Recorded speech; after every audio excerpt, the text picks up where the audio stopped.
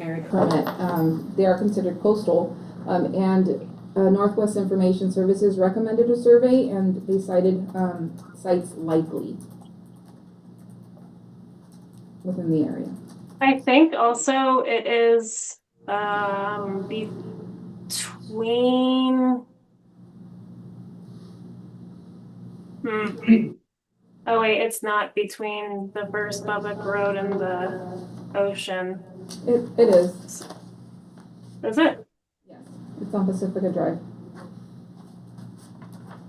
between Highway 1 and the ocean. Yeah, So but it's also, I guess. when I look at the picture of the buildings and then the rest of the property, And it is it's very nice. considered a subdivision too. There's other homes in a developed site.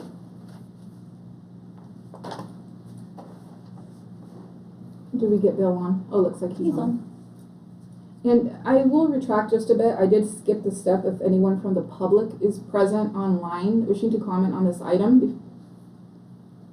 And feel free to use the raise hand feature. And we do have someone. So Valerie, go ahead. Yeah, this is Valerie Stanley, the Tipple for Sherwood Valley. So I just kind of want to make an overall comment with these after the facts. That's part of my letters that I write to the planner when we get the announcements. I always ask, has a survey been done? Depending on the age of it, a lot of times way back when, it was not required by the law. But that's part of why I ask.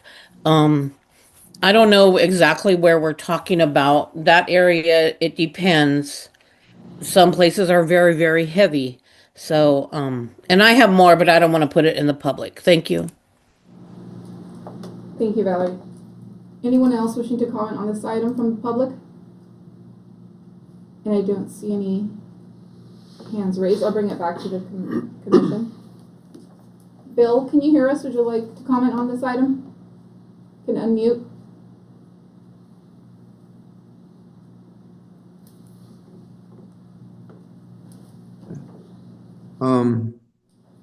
It said there were several structures demolished. Yes. Were any of those historic buildings? They do not appear to be. We have one that was it was an attached deck, an attached garage. Actually, no, the detached garage was a conversion. Okay. Looks like most of them were. So there were no other buildings that were destroyed. No, it was just one carport that was demolished. I don't know what happened with this request here, but Okay, so my next question is, Yes. how close to the headlands is this? I can show you. That would be nice. Of What course. what I'm concerned about is protecting midden deposits along the coastal bluffs.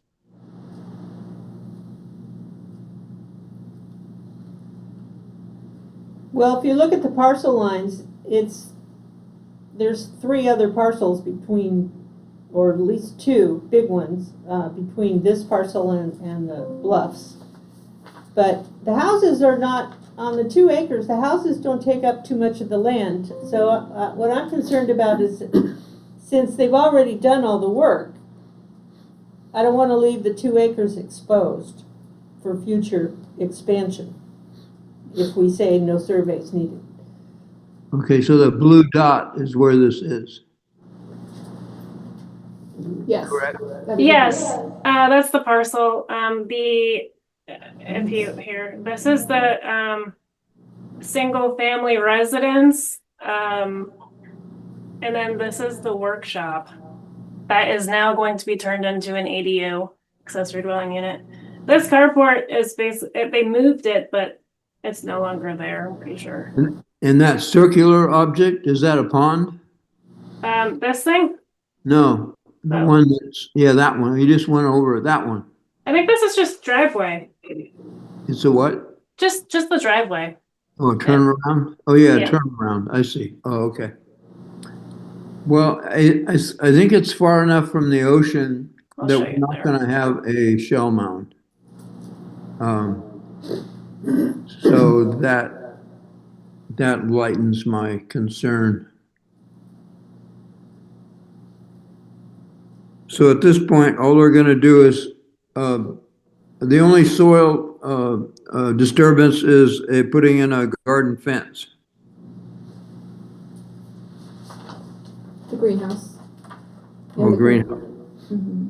What's the dimensions of the greenhouse? Oh, I think it's quite small. Let me pull that up, sorry.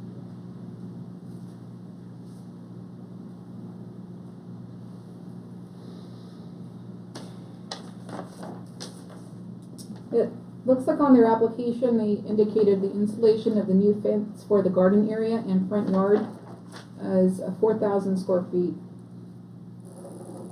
Yeah, the fence garden is just gonna be basically around the perimeter of this, I'm assuming.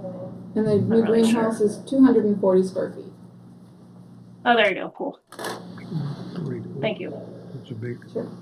244 feet by what? No, 240 square feet overall for the greenhouse size. You mean square feet? Yes. Correct. Right, oh, okay. Yeah. No roof on a horse stable. Okay. So I guess my thought is, if this wasn't after the fact, if this hadn't already been done and this was just presented as demolishing, constructing, would we request a survey then? And if so, then we should do a survey. Just because it's after the fact, I'm not sure that's fair.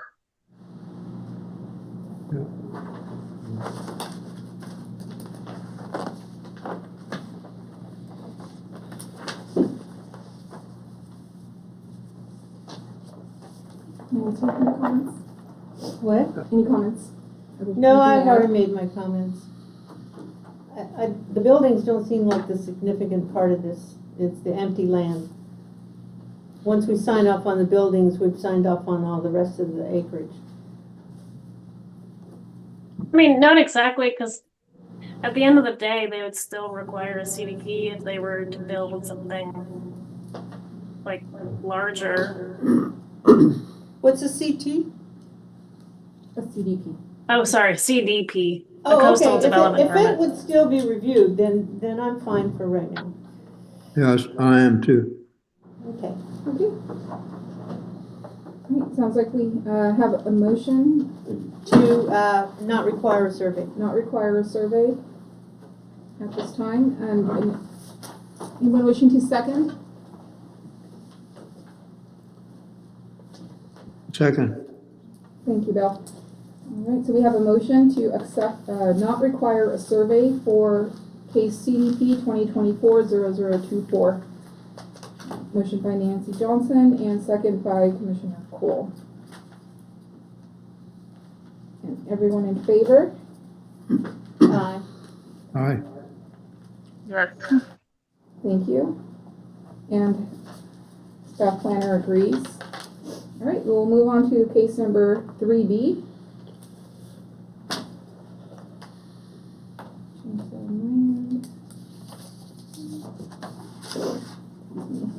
Okay, and that is CDP 2025-0014. This item was also continued from last month's November 12th meeting. Date filed was June 19th, 2025. Owner applicant is Ken Richter. Agent is Matthias Oblinger. Apologize if I said that incorrectly.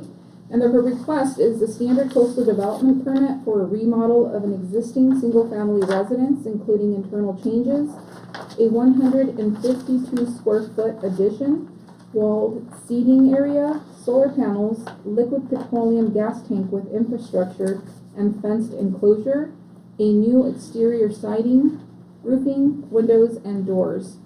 Location is in the coastal zone, 2.3 miles northwest of Gualala Town Center, 450 feet southwest of the intersection of State Route Highway 1 and Pirates Drive. It's accessed off of Pirates Drive, located at 47081 Pirates Drive Road in Pirates Drive, Gualala. APN is 144-29004. And the staff planner is Rob Fitzsimmons. And before we begin, I'd like to open any comments from the members of the public. Anyone online wishing to speak, feel free to use the raise hand feature. And it looks like we have Matthias. Hi there, can you hear us? You're muted.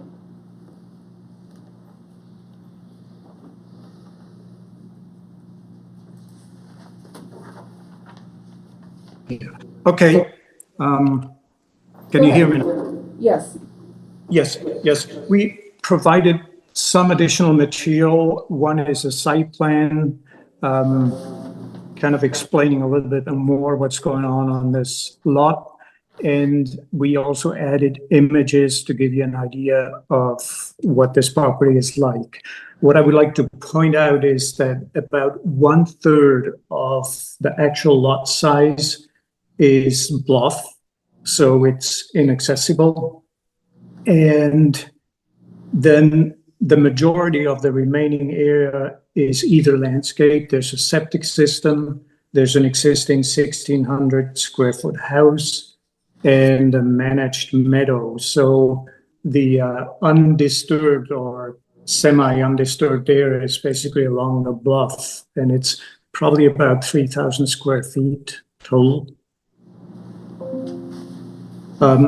That's my comments. Thank you. Thank you. Anyone else wishing to comment on this item? And we have Ken Richter. Hello, Ken. Feel free to unmute yourself. I'm just letting you know I'm here. I think nothing to add on Matthias. Just letting you know I'm online. Thank you. Great, thank you. So we have the owner and the applicant available online. And feel free to use your raise hand feature if you're wishing to speak on this item. And we'll bring it back to the commission. It's pretty inaccessible. And we have staff planner Rob as well available for Could be a site there, but nobody's ever. Rob, do you have any additional comments? It's too rough. No, just to highlight that the comments that Matthias mentioned were posted under the agenda. Rob, would you be able to share that the site map? For that Sure, one conference? moment. Thank you. And we have a raised hand here from Valerie. Hi, Valerie. Go ahead. Hi, I just wanted to make a comment as a coastal tribe and the person saying that this is on a bluff. A lot of times, just to consider when you're looking at survey, sometimes you have to go down on the beach and you look up and you'll see the midden there because of the soil erosion. A lot of times it could be on the very edge of the bluff. It's just some food for thought. Thank you, Valerie. He can share. There we go. Oh, thank you. So where are we? Can you zoom in, Rob, please? Yeah, so this is the bluff just northwest of Cook's Beach near Guala. And then I'll switch over to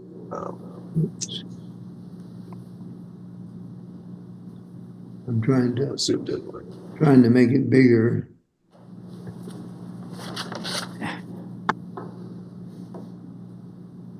So it's a relatively small parcel, which means if you zoom in to the point where it's just the parcel, it gets pretty low resolution. So we may need to switch to something else to be a little more visible. But So, And it looks like the proposed development is mostly on the northern side of the building, of the structure. What is new? so there's a piece of there's expansion on both the north and south sides, I believe, and then there's also the gas tank, which is along the northeastern corner. Let me switch to a site plan.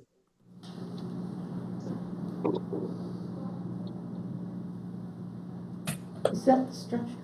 Mm-hmm.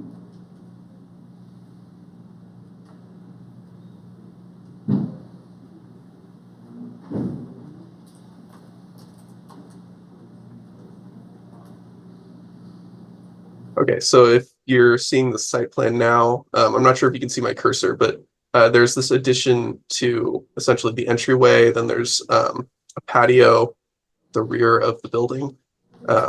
There's an existing deck, and then there's closer to the street, essentially. There's a new gas tank that's being proposed.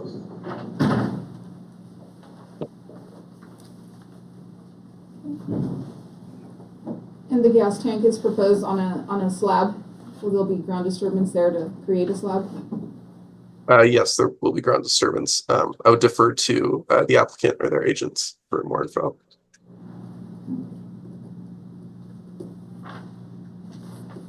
What does the Northwest Information Center say about it? They've recommended that a survey be required. They say, they give a reason necessarily, or? Let me pull up their letter. Yeah, if we could start off every project with a letter from the Northwest, that would be a good idea. Yeah, just to be clear though, every item on this section of the agenda has received a letter from the Northwest Information Center recommending a survey be required. Otherwise, it wouldn't be on this agenda. I have it up and I can share their notes. They do indicate that no previous studies have been conducted in the area, and I've stopped sharing if you want to pull it up. Oh, I'm not able to share. Rob, go ahead. Oh, I see. In that case, one moment.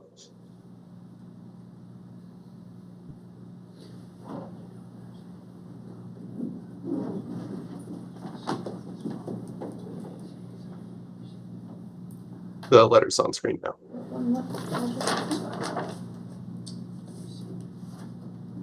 Yeah, it's really hard to see. Yeah, okay, so.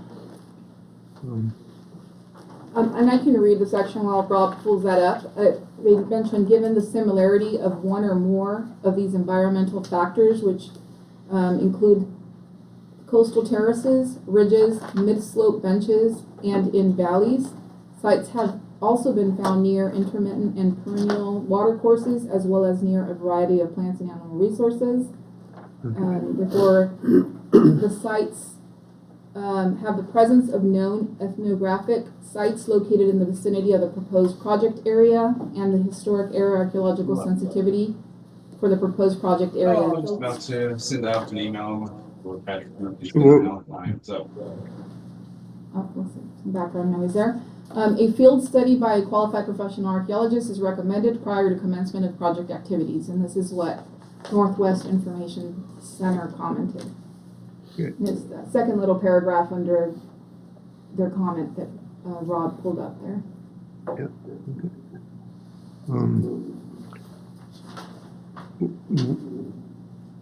They were talking about a third of the property being blocked off, something to do with a meadow. What is that about?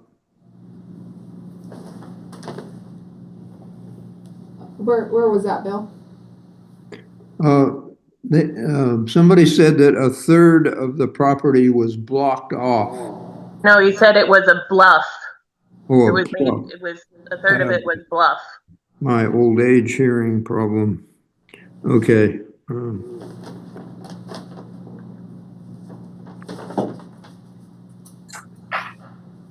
That 152 square foot addition, where is that going? On the map there.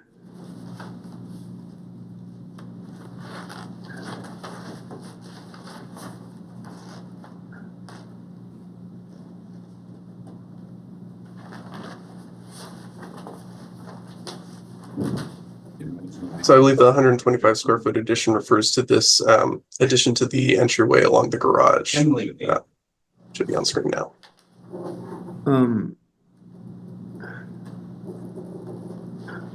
Is that the one that's outlined in red, or? Yes, it is, Bill. The one to the north. Or... Okay, so right now that's undisturbed surface area? What was that, Bill? So at the moment, that is an undisturbed ground surface area? We have the owner online wishing to speak. Give us just a moment. And Ken, go ahead. Yep, I don't know if can you hear me? Oh, it sounds like you can. No, there's a walkway of pavers that goes up to the front door currently. It's all been either hardscaped or landscaped. I mean, it's to the front door that we're expanding into.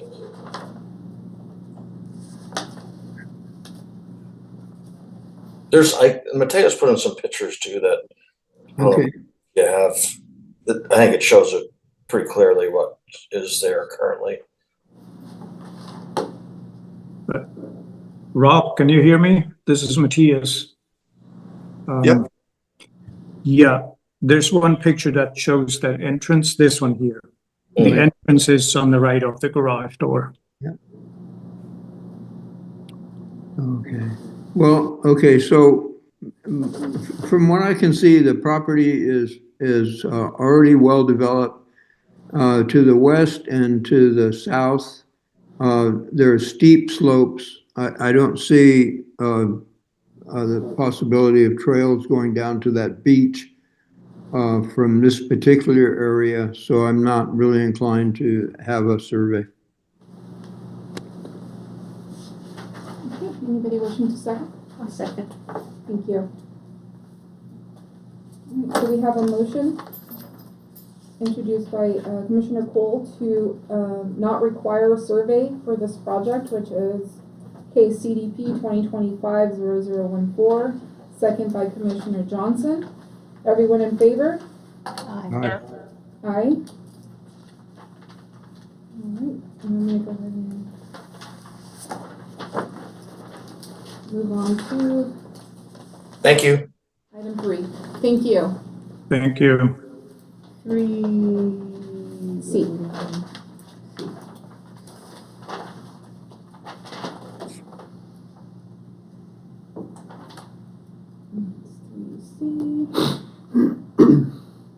Okay. Alright, so we'll now be reviewing item 3C, case number CDP 2025-0019. This item was also continued from the previous meeting of November 12th, 2025. The date filed is 9/5/2025. Owner applicant is it Stephen or Stefan? Stefan Passalacqua. Stefan, thank you. And Angeli Yes. Passalacqua, right? Sorry about that. It's okay. And the agent is Michael Cobb. The request is an administrative coastal development permit to authorize the work completed under emergency permit 2025-0001 to replace the foundation and shore up the front facade of an existing residence.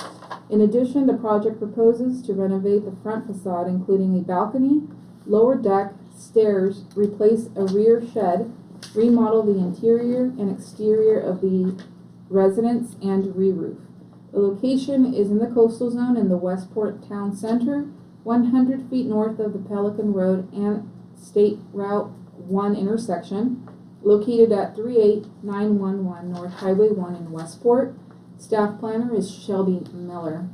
And before we begin, I'd like to open any comments from members of the public online. Feel free to use the raise hand feature. And it doesn't look like we have anyone. Anyone in the room wishing to comment? If I could just interject one thing on what you described as a project, it's incorrect. There's not any replacement of a rear shed. There is a conversion of a garage into an ADU, though. Okay. Would you mind stating your name for the record? Stefan Passalacqua. Thank you. So it looks like we have additional projects on that will not be occurring, which is the replacement of a shed? No, Is that what you're saying? there's no replacement of any shed. There's no shed on the property. That's incorrect. Oh. And the amendment of the ADU from the garage was already submitted to the planner some time ago. Okay. And we do have Shelby Miller, staff planner for this project online. Wishing to- Hello. Go ahead, Shelby. Hi, this is project planner Shelby Miller here. There was confusion with the rear shed replacement because originally the agent stated something along the lines of replacing a shed in the rear, but it had something to do with the roof instead, and it was like some terminology that I was not familiar with, so apologies on that. And yes, as of recently, the landowner decided to move forward with converting an existing garage that was constructed in roughly 2007 or so. Was it 2007 or I don't remember exactly, but I can look it up.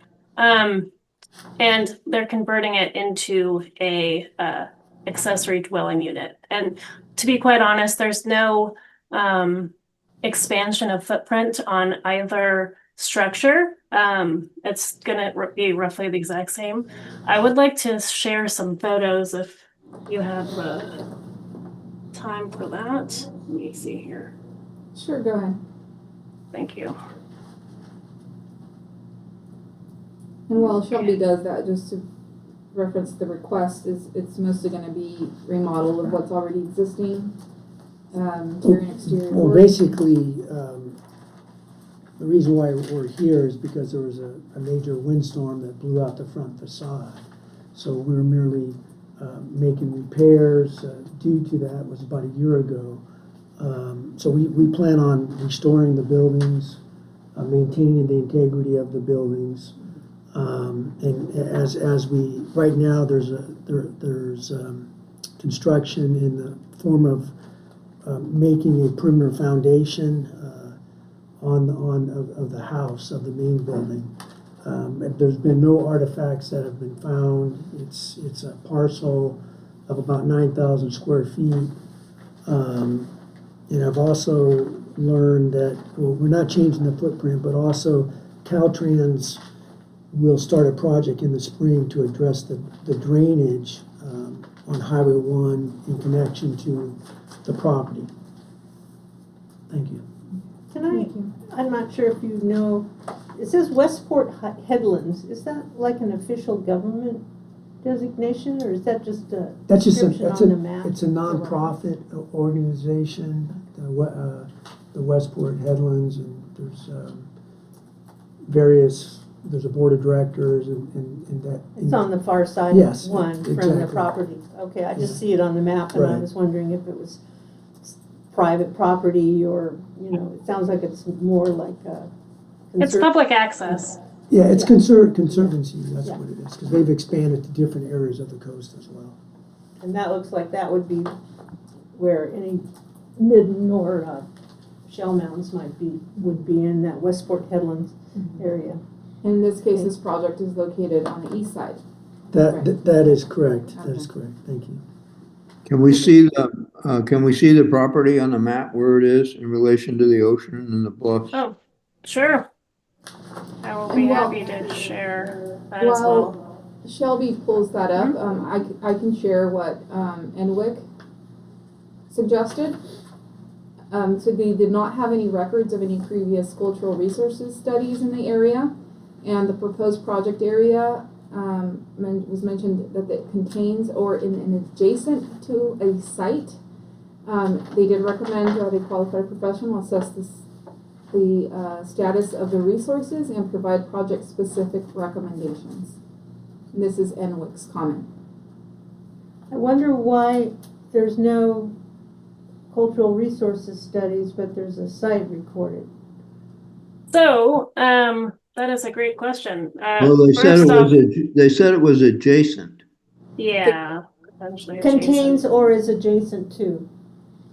Okay. Okay, well, that's close enough for me. Let's do a survey. Okay. Wait, can I actually provide some other information, please? Sorry. So this is where the property is. The headlands is right here on the western portion. Yep.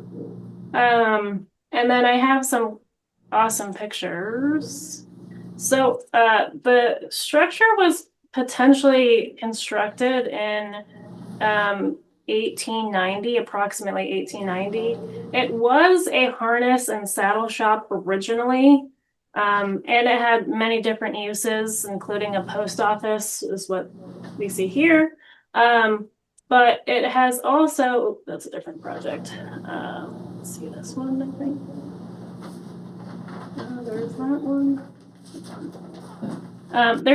There's many different uses, I will say. However, the property just to the north is the Westport Hotel. They have provided an archaeological survey in the past for a coastal development permit.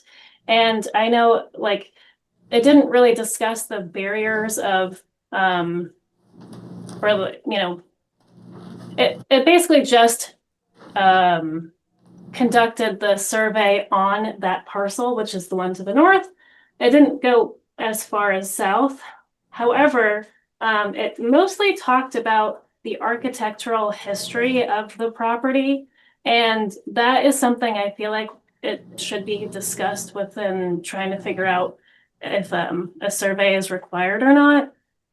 Because the Westport Hotel was deemed not a historic resource because they have changed the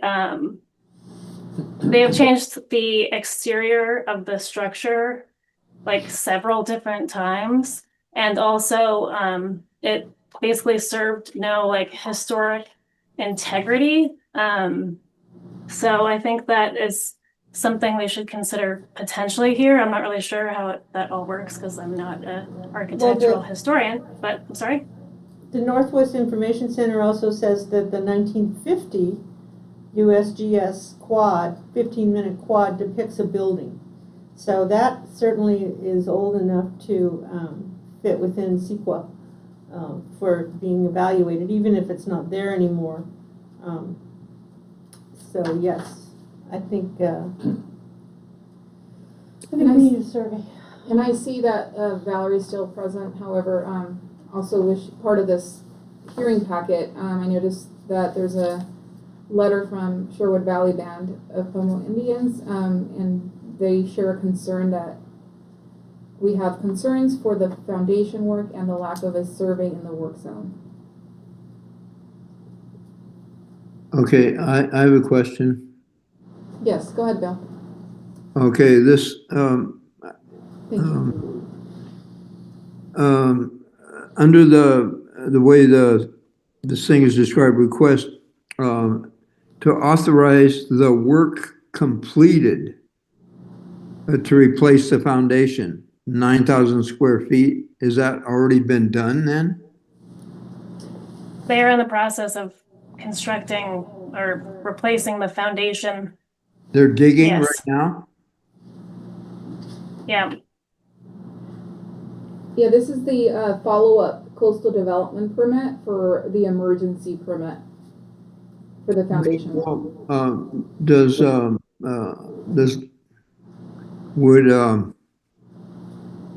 Valerie, do you want your folks there for this excavation that's ongoing at the moment? It's not really a lot of excavation. I think it was just about 6 inches of dirt, by the way. Well, when you do a To foundation, replace. it's at least 18 inches minimum. Also the structure was constructed in 1890 approximately. So I think it was literally just a slab of wood on top of soil. It wasn't very constructurally sound originally, just an That FYI. doesn't mean that there's not some buried deposit there. I think that's what I'm. Yeah, I'm not saying that, but I don't think it's 18 inches is what I'm saying.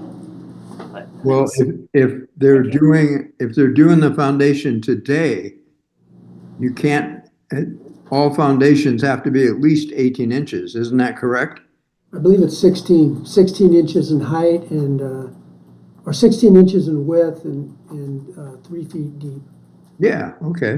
So I'm asking Valerie how she feels about this. Do you want to have your people there? And we do have Valerie with her raised hand.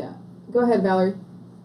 Yeah, sorry I had to step out of the room. My monitors actually was here. He just left. For the tribe, we pretty much look at 6 inches. My concern is right now, this work is already happening. Who's the archaeologist that's out there? Who knows what they're looking at? You just see dirt. They're out there now. That was part of why we wrote the letter, to help get in the process. You know, we don't need to be there when you're building walls, but it is earthwork that we are concerned with. I'd like to know a work schedule. At least my monitor's pretty close where he can swing by and look, but it sounds like here we are again at after the fact. So I don't really know what to say. I mean, I do have public comments later in the general public comment about that. So no recommendation at this point. I feel like our letter's been ignored. Valerie, I just wanted to respond to that. So basically, they applied for an emergency permit way before they applied for this coastal development permit. The emergency permit was to replace the facade and the foundation and part of the roof, I believe. So that permit authorized that development. And then they applied for this coastal development permit to authorize essentially the after the fact development. So within the CDP, the coastal development permit, that is when we refer projects to you. So it's not that we ignored it, it's just that the work was already done and permitted through the emergency permit before it was referred to you, essentially. Okay, Just an well, FYI. let's have an archaeologist out there to at least take a look and see if, you know, what the ground is like at this foundation. That's my suggestion. And have Valerie's folks out there to look at it. So that would be a survey required, basically. Okay.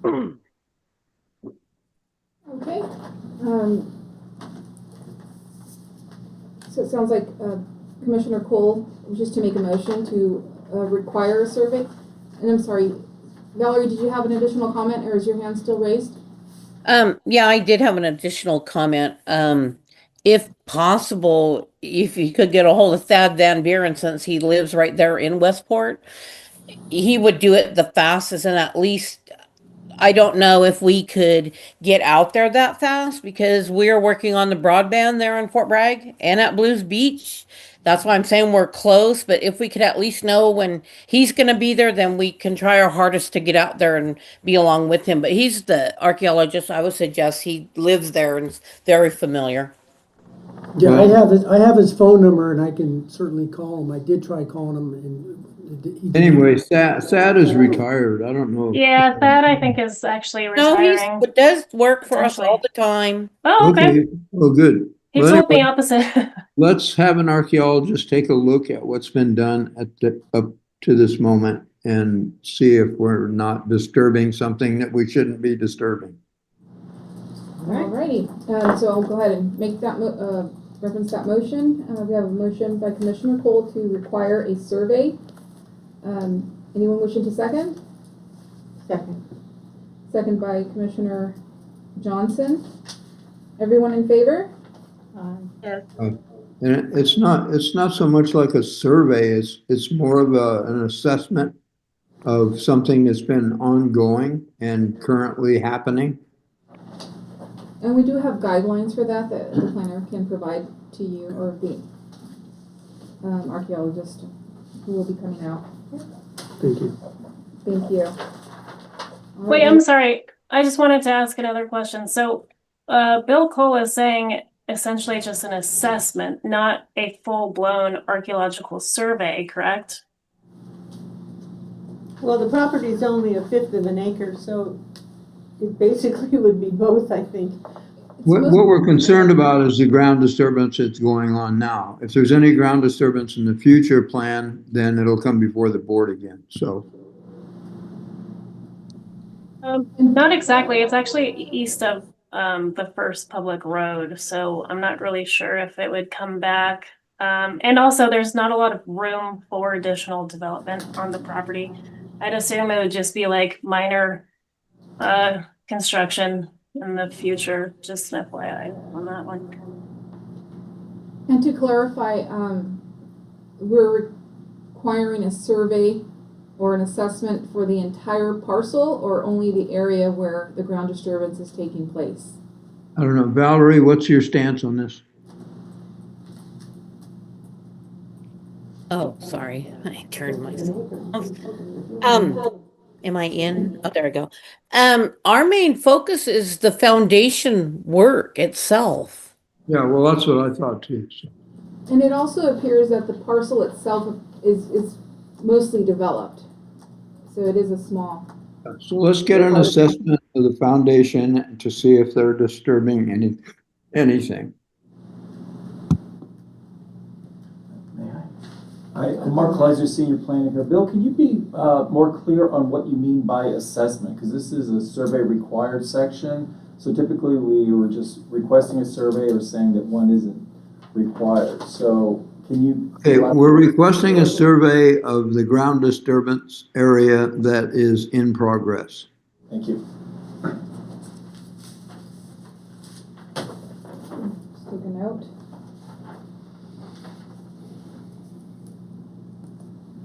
Alrighty, I'm going to go ahead and retake the motion for a survey to be required for the ground disturbance in progress area only. And it was seconded by Commissioner Johnson. Everyone in favor? Aye.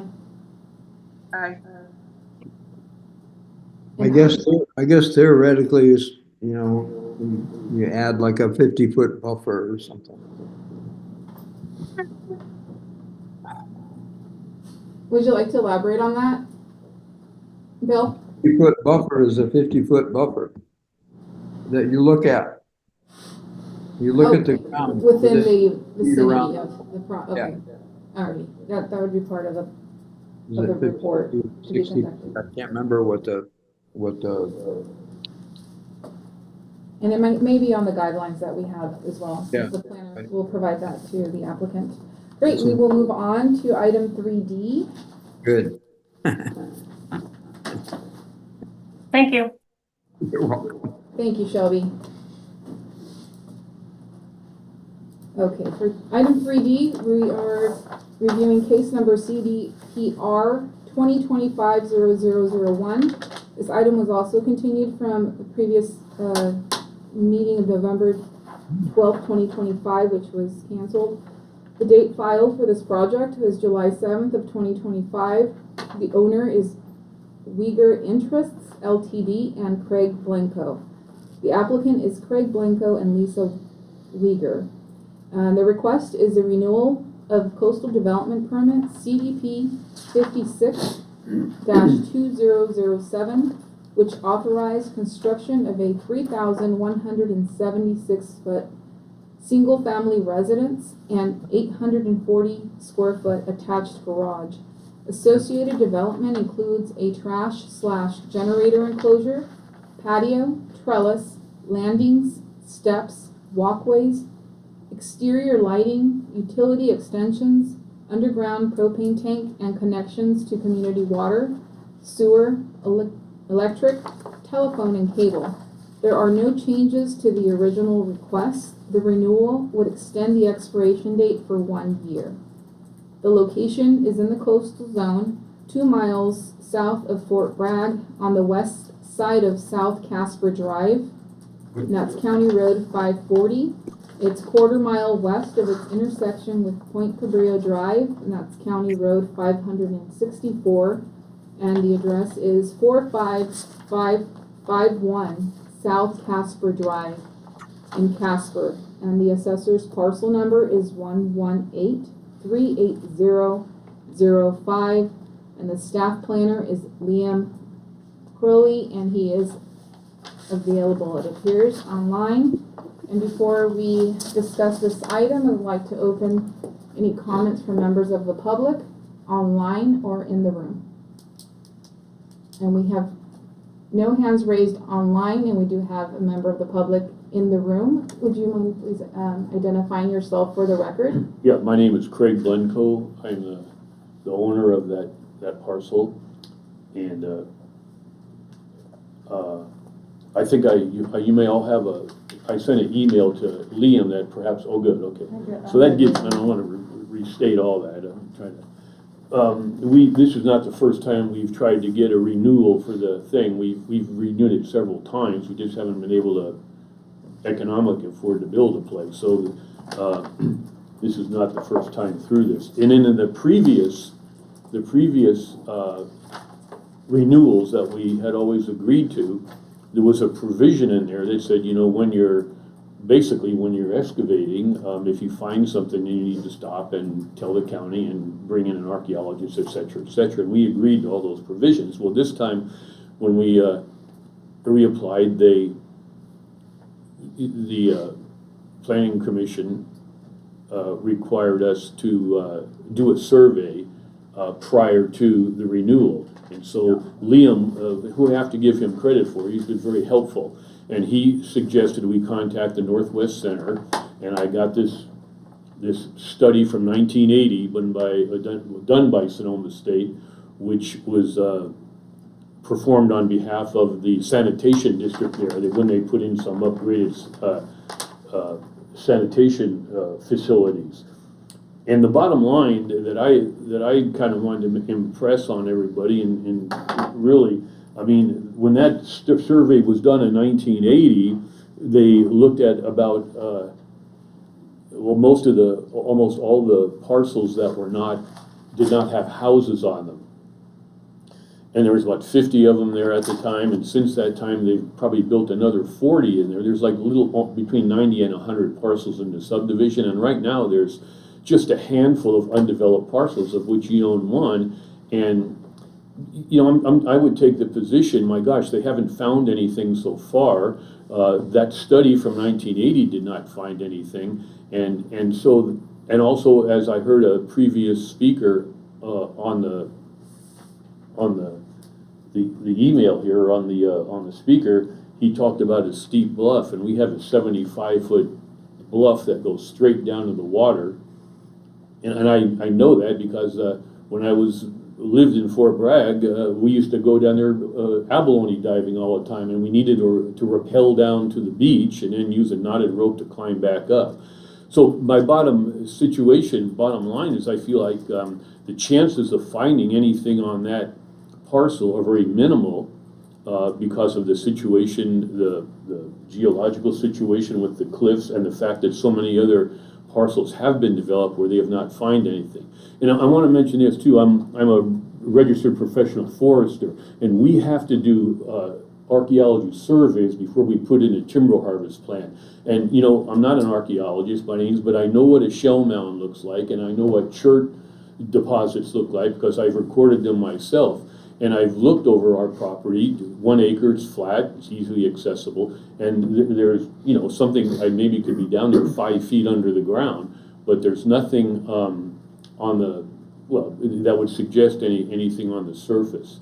So what I'm really asking is that we be absolved of having to do a survey now and go back to the provision of our original renewal, which said, hey, when you're out there working, if you run into something, unlikely as it might be, well, then you need to notify us. So that's in a nutshell. I don't want to go on and on here. Thank you, Mr. Blanco. And we'll bring it back to the commission. Any comments? Well, what's interesting is that the Northwest Information Center from 2025 says that there's no record of any previous cultural resource study, but if you look at the next page, from The original. they don't call it the same name, but it's the same place. It has a record of a previous cultural resource study done in 1980, and the packet includes that survey, and they didn't find anything. So I feel like it's been surveyed. I did also review the 1980 survey that was provided, and though it is redacted, didn't really show any findings. No surface evidence of archaeological resources was noted within the project area during the survey. And they redacted a site, but they said it was situated well outside the area of the proposed project. So I think the information center just doesn't have their records current if they said there was no study.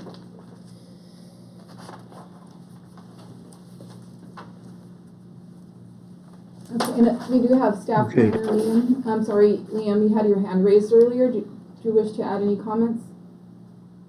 Who did the survey? In 1980, Yeah. Stephen Coon. That's correct, yeah. Stephen Coon from Sonoma State. Yeah, it's titled Cultural Resources Investigation for the Casper South Wastewater Project. Staff archaeologist and a professor of geology, George Woodard, for the Sonoma State University Academic Foundation Cultural Resources Facility. Okay, good. We'll accept that and move on. I agree. So we have a motion. Thank you. Thank you. I move that we can do the renewal with the discovery clause. If you do find something, you do need to stop, but I think we can accept the 1980 survey. Right. Alrighty, so we are still in the survey or review to determine if the survey is required section of item 3C, and we'll go ahead and accept that survey that was included with the application, or that the applicant provided. So at this time, we will go ahead and move on by accepting the survey that was recently provided. And this was motioned by Commissioner Cole and seconded by Commissioner Johnson. Sure. Everyone in favor? Yeah. Aye. Aye. And the discovery clause is one of our standing conditions of approval, so we'll make sure that that's on there. Lindsay? Yeah, good. Thanks for mentioning that. We will move on to item 3D. So excuse me, so basically, we don't need to do a survey now, but we need to go back to the original, what we agreed to, the stopping, if we. Right, Yeah, that, okay. that will be added on Yeah. one of your conditions And of let approval. me just make a final comment on Mr. Liam. He was very helpful in this process. I've dealt with the county a lot in different venues, and I applaud his response to my concerns. Thank you. Thank you. Not that I don't like the county. Thank you for your project. Oops, sorry about that. No, go ahead. It's fine. Yeah, thank you. Okay. And thank you, Leanne. Alrighty, now we'll move on to item 3E. Finish my notes. That one. And this is for case number MS 2025-0002. This item was also continued from the last meeting of November 12, 2025, which was continued for today. The date filed for this project was April 23rd of 2025. The owner applicant is Gary N. and Virginia A. Island. The agent is SHN Consulting, and the request is a minor subdivision of a 3.71 more or less acre parcel into 3 parcels. The subject parcel was recently adjusted by a boundary line adjustment under Project B 2025-0013. Parcel 1 would be at 0.93 acres, parcel 2 would be 0.97 acres, and parcel 3 would be 1.25 acres. A shared 0.6 acre easement is proposed connecting all 3 parcels to State Route 128.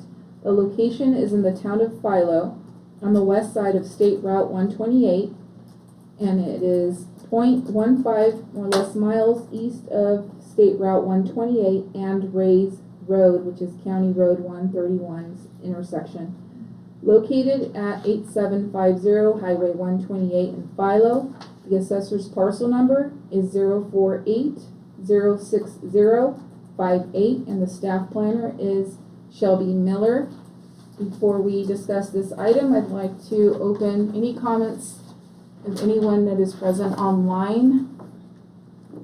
If you're wishing to speak on this item, feel free to raise your hand using the raise hand feature. And it doesn't appear we have anyone online wishing to comment on this item. I will open the discussion here in the room or online for our commissioners.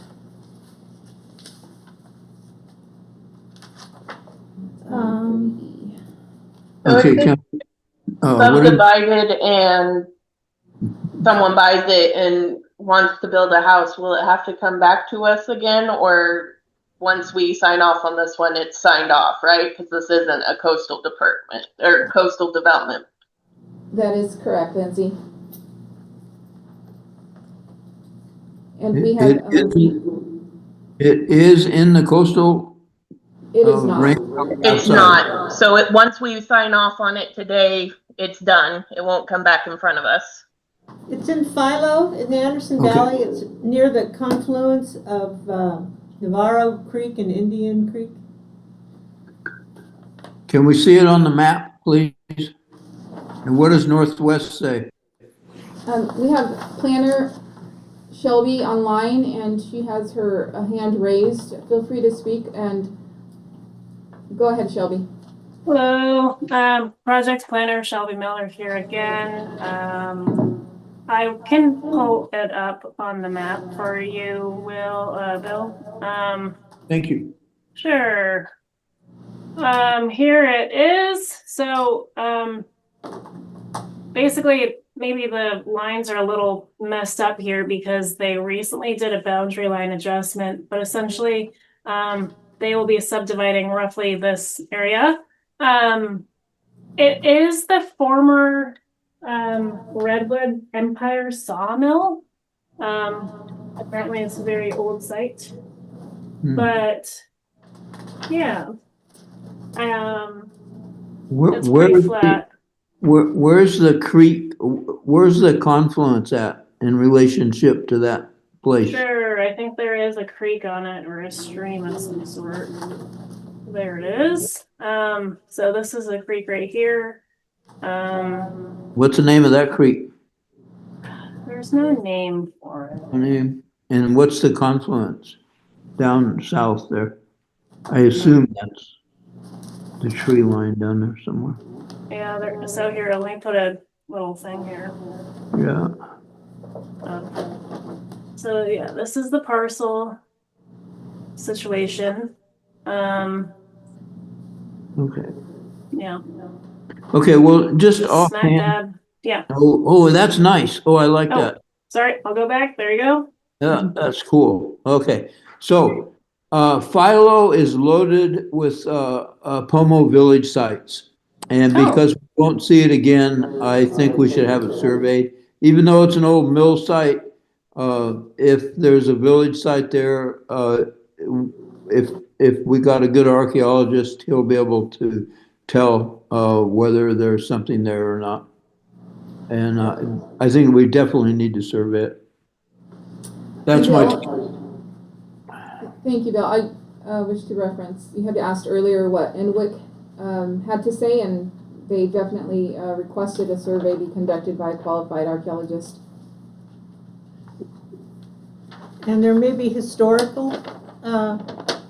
So the 59 Boonville quad depicts one building or structure and several other buildings. That's probably what was a logging camp or something like that? A mill. Yeah. A mill. Yeah. But yeah, so that a qualified professional familiar with architecture and history of Mendocino County conduct a formal CEQA evaluation. So. Yeah, to start with, you just get an archaeologist to do the survey, and he can deal with that himself if he feels it's needed. Most archaeologists can do the basics of that one. Okay, and this would include the entire site, the entire parcel, excuse me. Yeah, right. The whole thing needs to be done. Yeah. Okay. So great. 3.71 acres. Thank you. All right, thank you, Shelby. I'd like, well, actually, I'm gonna go ahead and, pose a motion to have a survey conducted on the entire parcel of the site. And this is for project MS 2025 002, thank you. Were you, I do apologize. No, you're fine. Were you wishing to comment on this project? No, I was gonna ask if it involved also a change of zoning, since it's probably zoned industrial or something different, and if they're gonna divide it, and that might not be appropriate for asking now. Just curious. No, that's okay. According to the request, it's only for the minor subdivision. Mhm. And if they wish to, propose, a rezoning, then it will come back to the, commission.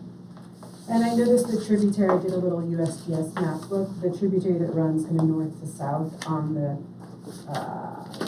western edge confluences with Indian Creek at the southern corner of the parcel, depending on how far the parcel line goes. Okay, so I will go ahead and I will entertain the motion to have a survey conducted on the entire parcel for this project MS 2025-0002. And it was motioned by Commissioner Cole, and anyone wishing to second? I'll second. Thank you, Lindsay. Everyone in favor? Aye. Aye. All right, thank you. I'll be right back. Okay, and actually I'd like to propose a 5-minute break or recess. This is a very long agenda, and we'd appreciate the. So we're on the break. 3F now, right? We are Coming up? immediately off on 3E, so we'll be continuing on item 3F. That's correct. Thank you. We'll be right back in 5 minutes.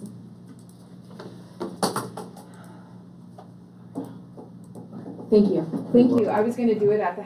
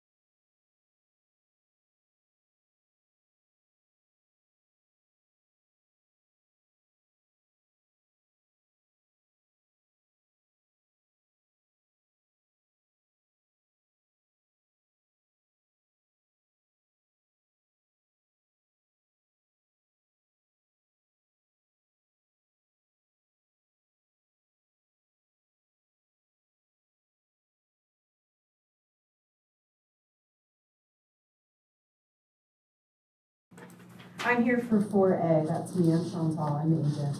Okay. And now I'm just here for learning opportunity, because it's always fascinating to watch public process in a weird way. Is Mackenzie gonna be on? No, she's actually in Kenya, she's on the call, but it's 11 hours ahead on time. Oh, dear. And so it's 4 in the morning for her, so, and I've been texting with her, she hasn't answered for a little bit. We're at 4C, right? So I told her she doesn't need to, that I've been 3F, here, sorry. but Okay. we'll see if she comes in. 3F.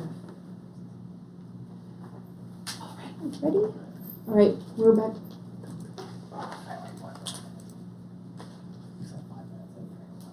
Oh, no, 15. Are we live? Alrighty, we are back, and we will continue on item 3F. And that is case number CDP 2025-0015. Date filed is July 8th of 2025. Owner applicant is Aaron and Denise Rosen. The request is an administrative coastal development permit to after the fact construct a 600 square foot guest cottage and septic tank. The location is in the coastal zone, 1.3 miles east of the town of Mendocino. That's 0.2 miles southeast of the Little Lake Road, County Road 408, and Gary Lane, which is a private road intersection. The location is 10265 Gary Lane in Mendocino. The assessor's parcel number is 119-40032, and the staff planner is Shelby Miller. Before we discuss this item, I'd like to open any public comments from anyone that is online or within the room. If you're online wishing to speak on this comment, feel free to raise your hand, and we do have 2 hands raised. We'll begin with Valerie with Sherwood Valley. Go ahead, Valerie. Okay. I wanted to know because on this one, Valerie Stanley, Sherwood Valley, Tipo, when they're after the facts, that's always the question, was anything unearthed? You have people doing work who are not archaeologists or cultural monitors. A rock may look like a rock to them where it's really a cultural item or cultural tool. So that's what I wanted to know, if anything was unearthed during this work. Thank you.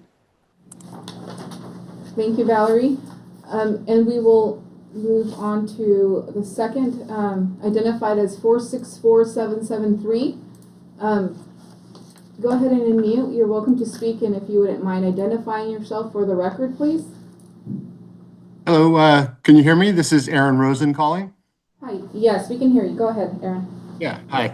I just wanted to see if I could get online to speak to you guys here and make sure my technology was working. And to answer her question, I was part of the whole process of construction, and there was nothing that was unearthed of any significance. Can I just ask a question about your name? You said you had identified yourself as Aaron Rosenthal? Rosen, R-O-S-E-N. Okay, my mistake. It's accurate then. I just thought maybe it was written down wrong. Yep. No relation to Ken Rosenthal. Okay, I will open any comments for the commission. And I can start by adding can we see the location? Oh. And what does Northwest say? We have planner Shelby Miller, if she's able to share the map for review, and in the meantime I could read what NWIC's comments were. They have no record of any previous cultural resources or studies for the site, and based on an evaluation of the environmental setting and features associated with known sites, Native American resources in this part of Mendocino County have been found on coastal terraces, near oak woodland, and near a variety of plants and animal resources and water courses. Okay, thanks. Area. We know that one. Okay. So it sounds like they're. Can you see that? I don't know if that's close enough for you to see. Can you see They do indicate there is a moderately high potential for unrecorded Native American resources. Yep. Okay, so where are we? It's on She's sharing. Sorry. Yeah, so this is the parcel where it has the purple dot. It's quite upstream from I think it is Big River, yeah, it's Big River. And yes, it is in the coastal zone. Do you want me to scroll out, Bill? Yeah, can we Do you see like that? any contours? I think the topographic map was included in the project packet. I can bring it up. Yeah, Not a problem. I still can't get those packets. Oh, okay. Let me help you. Topographic here. I mean, there's some major villages, some major village sites along that stream on the north side. Yeah, okay, so, yeah, okay. I would like a survey.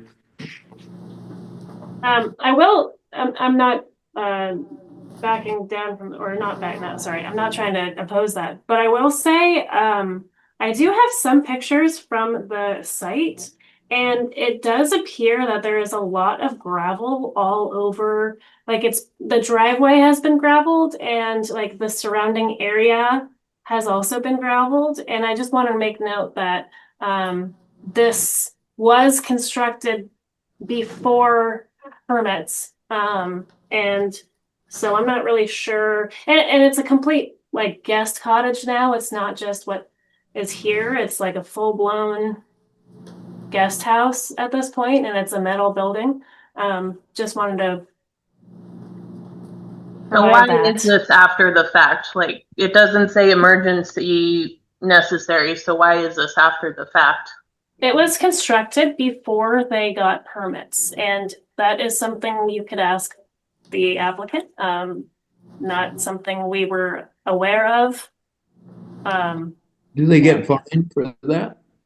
I think they were a part of the amnesty program where they basically applied for permits and was just like, hey, we are trying to come clean and have a clean slate, essentially. And I don't think they get fined for it. It's just basically like asking for forgiveness. Yeah.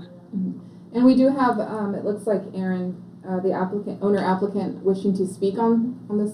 Go ahead, Aaron.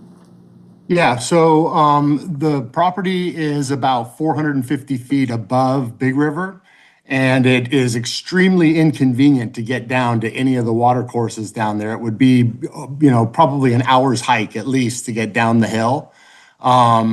I did make a phone call preemptively to Michael at Alta. He's an archaeologist in Santa Rosa area.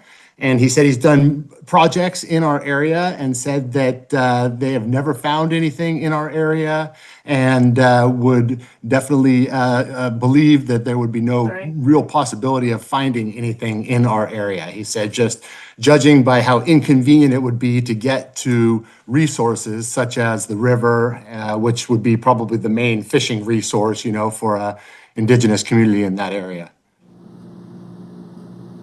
And the after the fact permit, we had to construct the building as an emergency for my in-laws who had come into really bad health and needed a place to live. And so we constructed the building for that purpose. And there was no way we would have had the time to go through the permitting process. So once the building was constructed and everything had, been settled, that's when I decided to, I wanted the property to be, above board. Can I see the contours again? And what's the distance from the property to the river? It's 450 feet down the hill, and it's probably, it's got to be a quarter mile, maybe something like that, if you were to look like as the crow flies, you know what I mean? But to actually walk from my house down the hill to get to Big River, there's it's extremely difficult. It's extremely steep cliff, just right behind my property, all the way down to the river. It's 450 feet above sea level, not from the Big River, by the way. Can I see an overview again so I can see where the ocean, behind it though, where the ocean is? Oh, sure. Oh yeah, there so it it's is. in the purple dot. Okay. The ocean's about a mile as the crow flies, probably from our house. Okay, so I think there's a big village site called Bull Durham. And I think it's closer to the, I'm pretty sure it's close. I'm pretty sure it's in here somewhere. And I mean, that's a good point about the steepness above the river. The archaeologist that I spoke to, he said that he has done surveys like in our immediate area from people that have gotten, coastal development permits in the past, and he said he's never found a thing. And said that you talk about Mike Newland? Yeah, from Alta Archaeology in Santa Rosa. Yeah. Oh, okay. I actually tried to contact you, William, but you're from Covelo, right? Is that where you live? Right. Yeah. And I was unable to get a hold of you. I was trying to find the closest, most local person I could find, and the only person I could find was Michael. My landline is dead. Yeah. Been dead for months. Yeah, I just wanted to preemptively talk to an archaeologist and kind of see what the process was going to be as far as, what the survey entailed and, find out how much it would cost. And also finding out the cost is, it's almost $5,000 to have this survey done. Yeah, well, yeah. I understand that's not what you guys are coming from. I totally understand that, but these are the words right out of Michael's mouth that he thought it was very unlikely to find anything in that area. Do you know what the name of the freshwater creek behind the property is? It's to the north. To the north? Looks like it's a permanent creek. It's solid blue. That must no. That doesn't come into contact with my property or anything. There's Surfwood. The one end of Surfwood pops out onto Little Lake Road and it connects all the way to Highway 1. And there is some creeks, back there, but those are also probably a mile from my house. Yeah. Okay, so let's see. I don't know what's Valerie's take. I guess I'm willing to back off of having a survey. I don't know. What do you feel, Valerie? I think it's not Bull Durham. Bull Durham's further to the west. He said he had found stuff like out on like the Mendocino headlands. You know what I mean? Like out, where there's some of those houses on the bluffs that are like out in the, those areas. Say that because there's major village sites on the west side of Highway 1. I mean, totally. I remember actually even trying to find some of those when I was in high school. East side. Up Big River is where Bull Durham is, but I don't think it's that far east. Bill, we have Valerie wishing to speak. Go ahead, Valerie. Yeah, Bill, it's on where you're talking is on the west side of Highway 1. I'll agree with you. I don't look at how steep it is. You have to think back. We didn't have cars. There weren't trails already there that you jumped on, that were done. You look at the people, again, I'll remind you the history of the county. People could have lived there because when contact was made, our people were running. We were hiding. We were staying weeks at a time, maybe. So it isn't impossible to live above a river. We know that mill was down there along Big River. So it's just some food for thought. If Lois was sitting there, she'd be reminding you of the history of the county. Yeah. Yeah. So I just want to say that. And Alta, yeah. I mean, just because somebody said that, I have lots of things to say too, and I'm not an archaeologist. Yeah, I'm surprised that Mike would say that, given this situation, but, yeah. Is that a lake? Is that blue thing? What is that? That's a layer. It's a freshwater forested wetland, not a lake.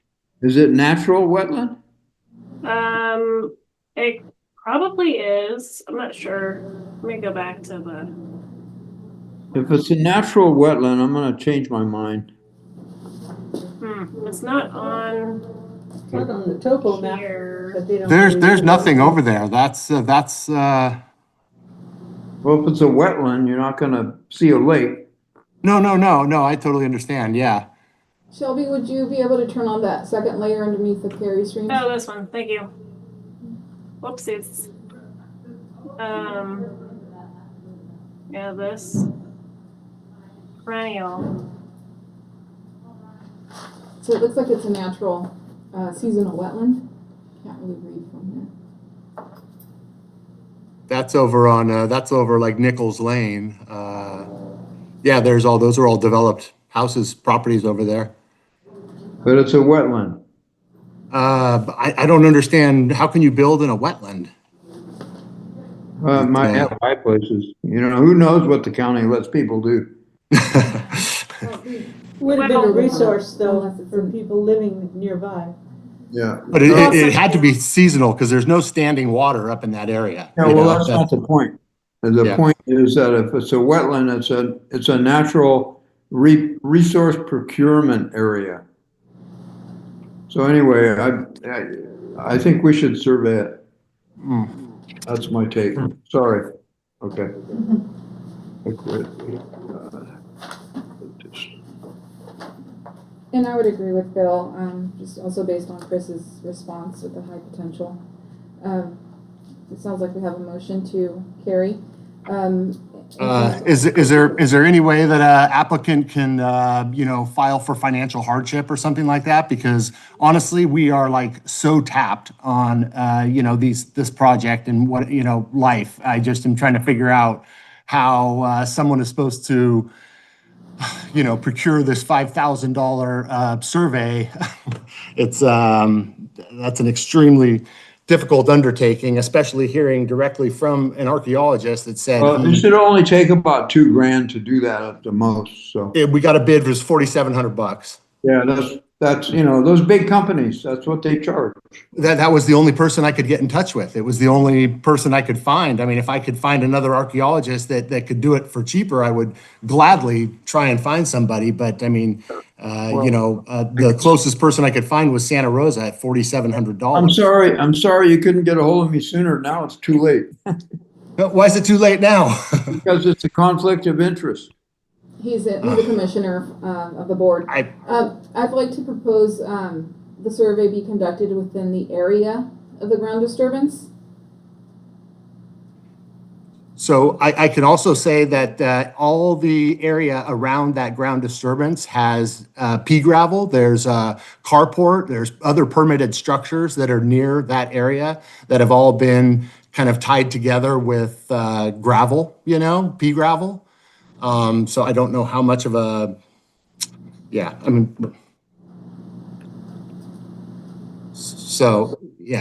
understand, but okay. There should be a list of people that will do surveys, and there might be somebody closer than Santa Rosa that's private. That wasn't there was no one on the list. I went through the whole list that I received from I don't know if it was the county or the Northwest. Northwest Information, I believe. I mean, I could tell you, I was there for every part of this construction, and I have done every project on that property, and there has been nothing that has, even raised any sort of a red flag. One of my best friend in life is a geological engineer, and he was also there for a huge part of these projects. And, he is very keen on this kind of stuff. And, there was nothing that raised any red flags to him or anything.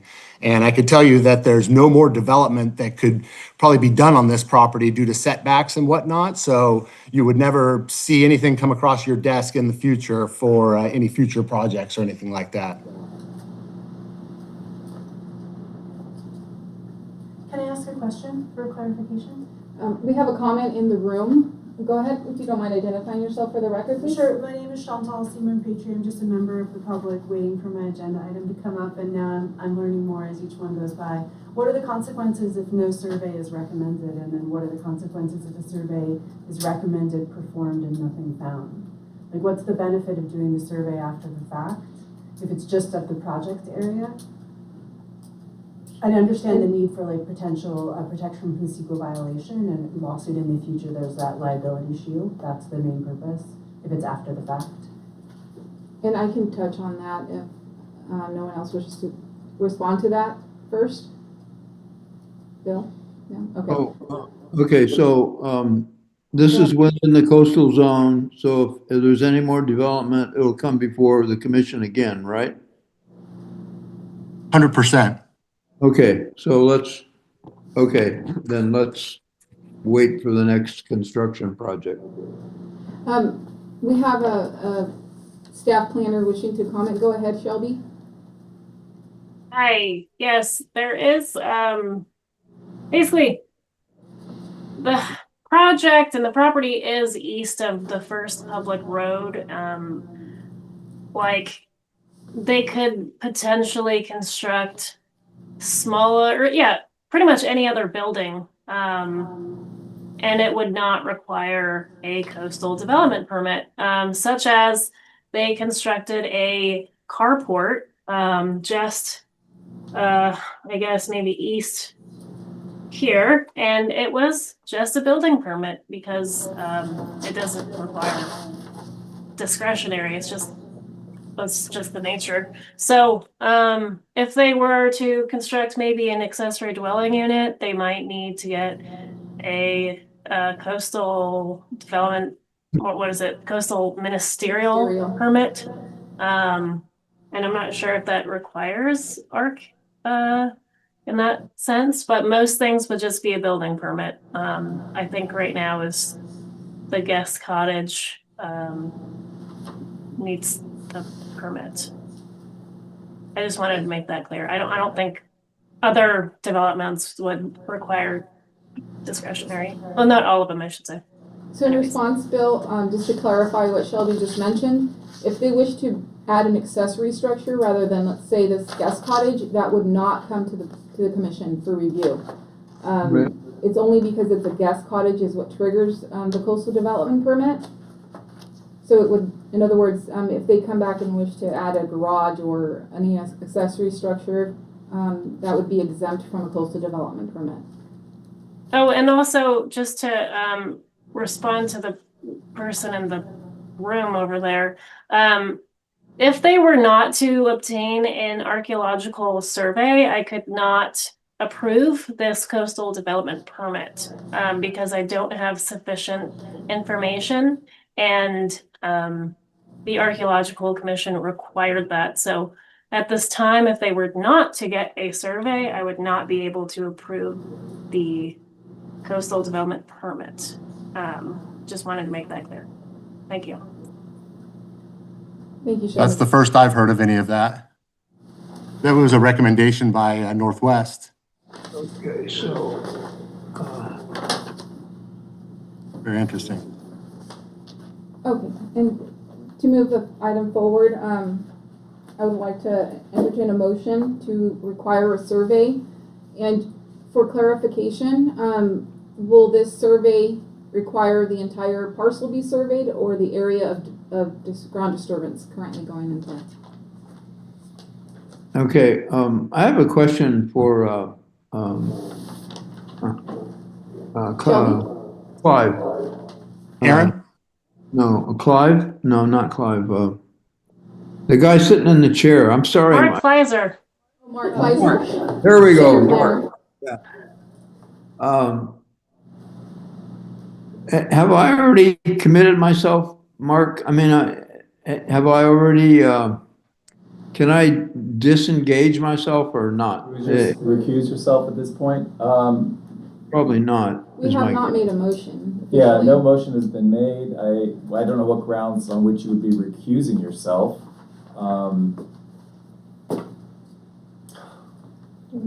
I would have to, yeah, could we pause this for just a second and maybe come back to it? I need to do a little bit of research on this one. Okay. Yeah, I'll be right back. Okay. We're just going to pause for a couple of minutes on item 3F. Okay. thank you. Leave offline. I can leave offline. 1 second. Was Mr. Cull asking to recuse himself? It appeared that way. Okay, cool.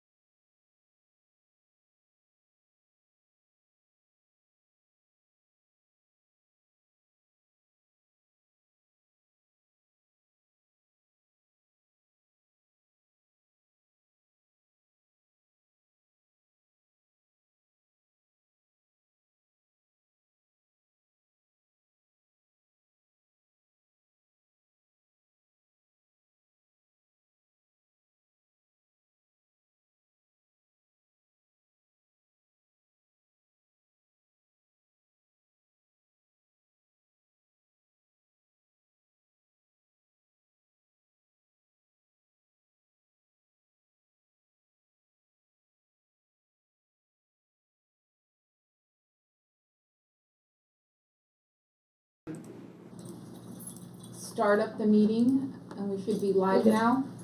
Okay, Mark Kleiser again, senior planner. So, Bill, yes, you can recuse yourself.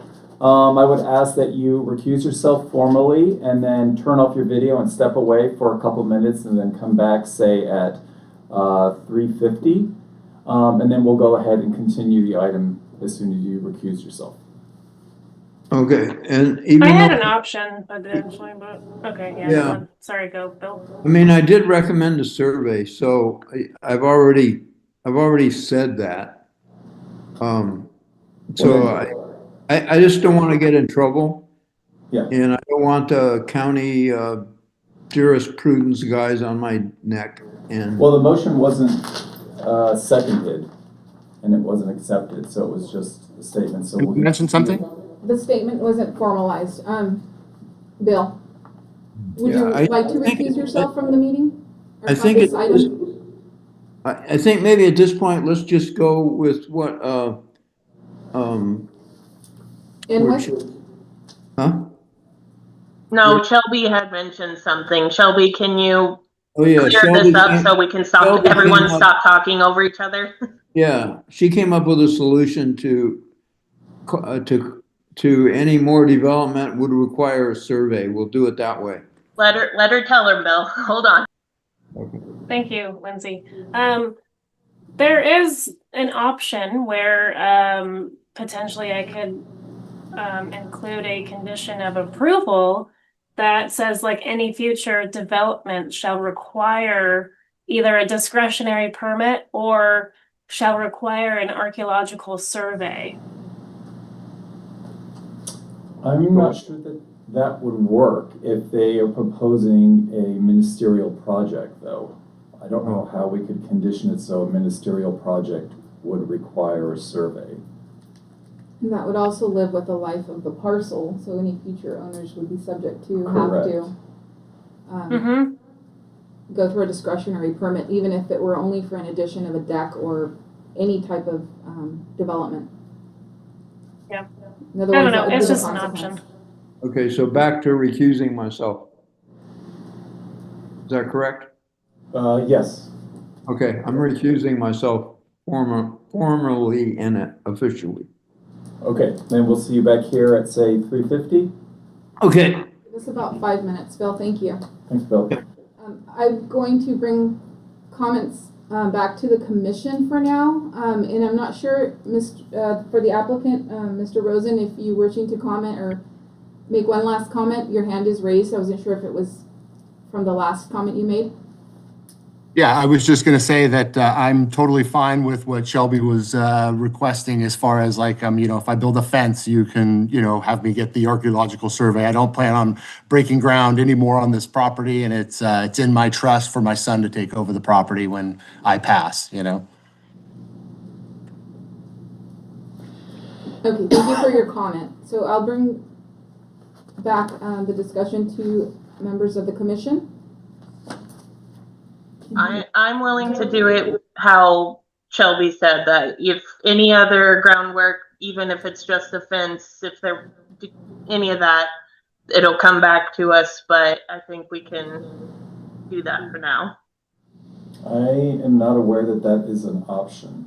If we're bringing a ministerial project forward, it does not require a CDP. I don't think we can require it to have a survey. Well, what if I could say like a condition of approval that says any future development shall require a CDP regardless of whether it would otherwise be exempt? Uh, I don't know. I'm just throwing out options, whatever works best for you guys. You're the commission. Sorry. I suppose you can't allow Bill to do a survey. I mean, I trust the guy. I mean, if he finds one or doesn't find one, I believe him, but I'm not sure legally if that would be like a black hole that you'd go into.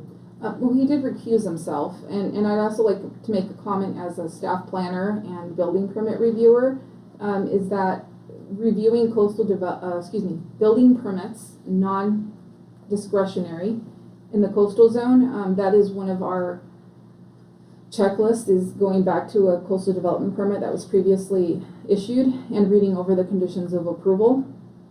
My only concern is any future owners. I understand the owner mentioned that his property is on a trust. However, that there's potential for that to change any given day, so that would tie any future owners to a discretionary permit for just any development. That could be also in the deed. I could do a deed restriction potentially as well. Just a thought. I don't know. I guess we shall see. It's complicated. Okay.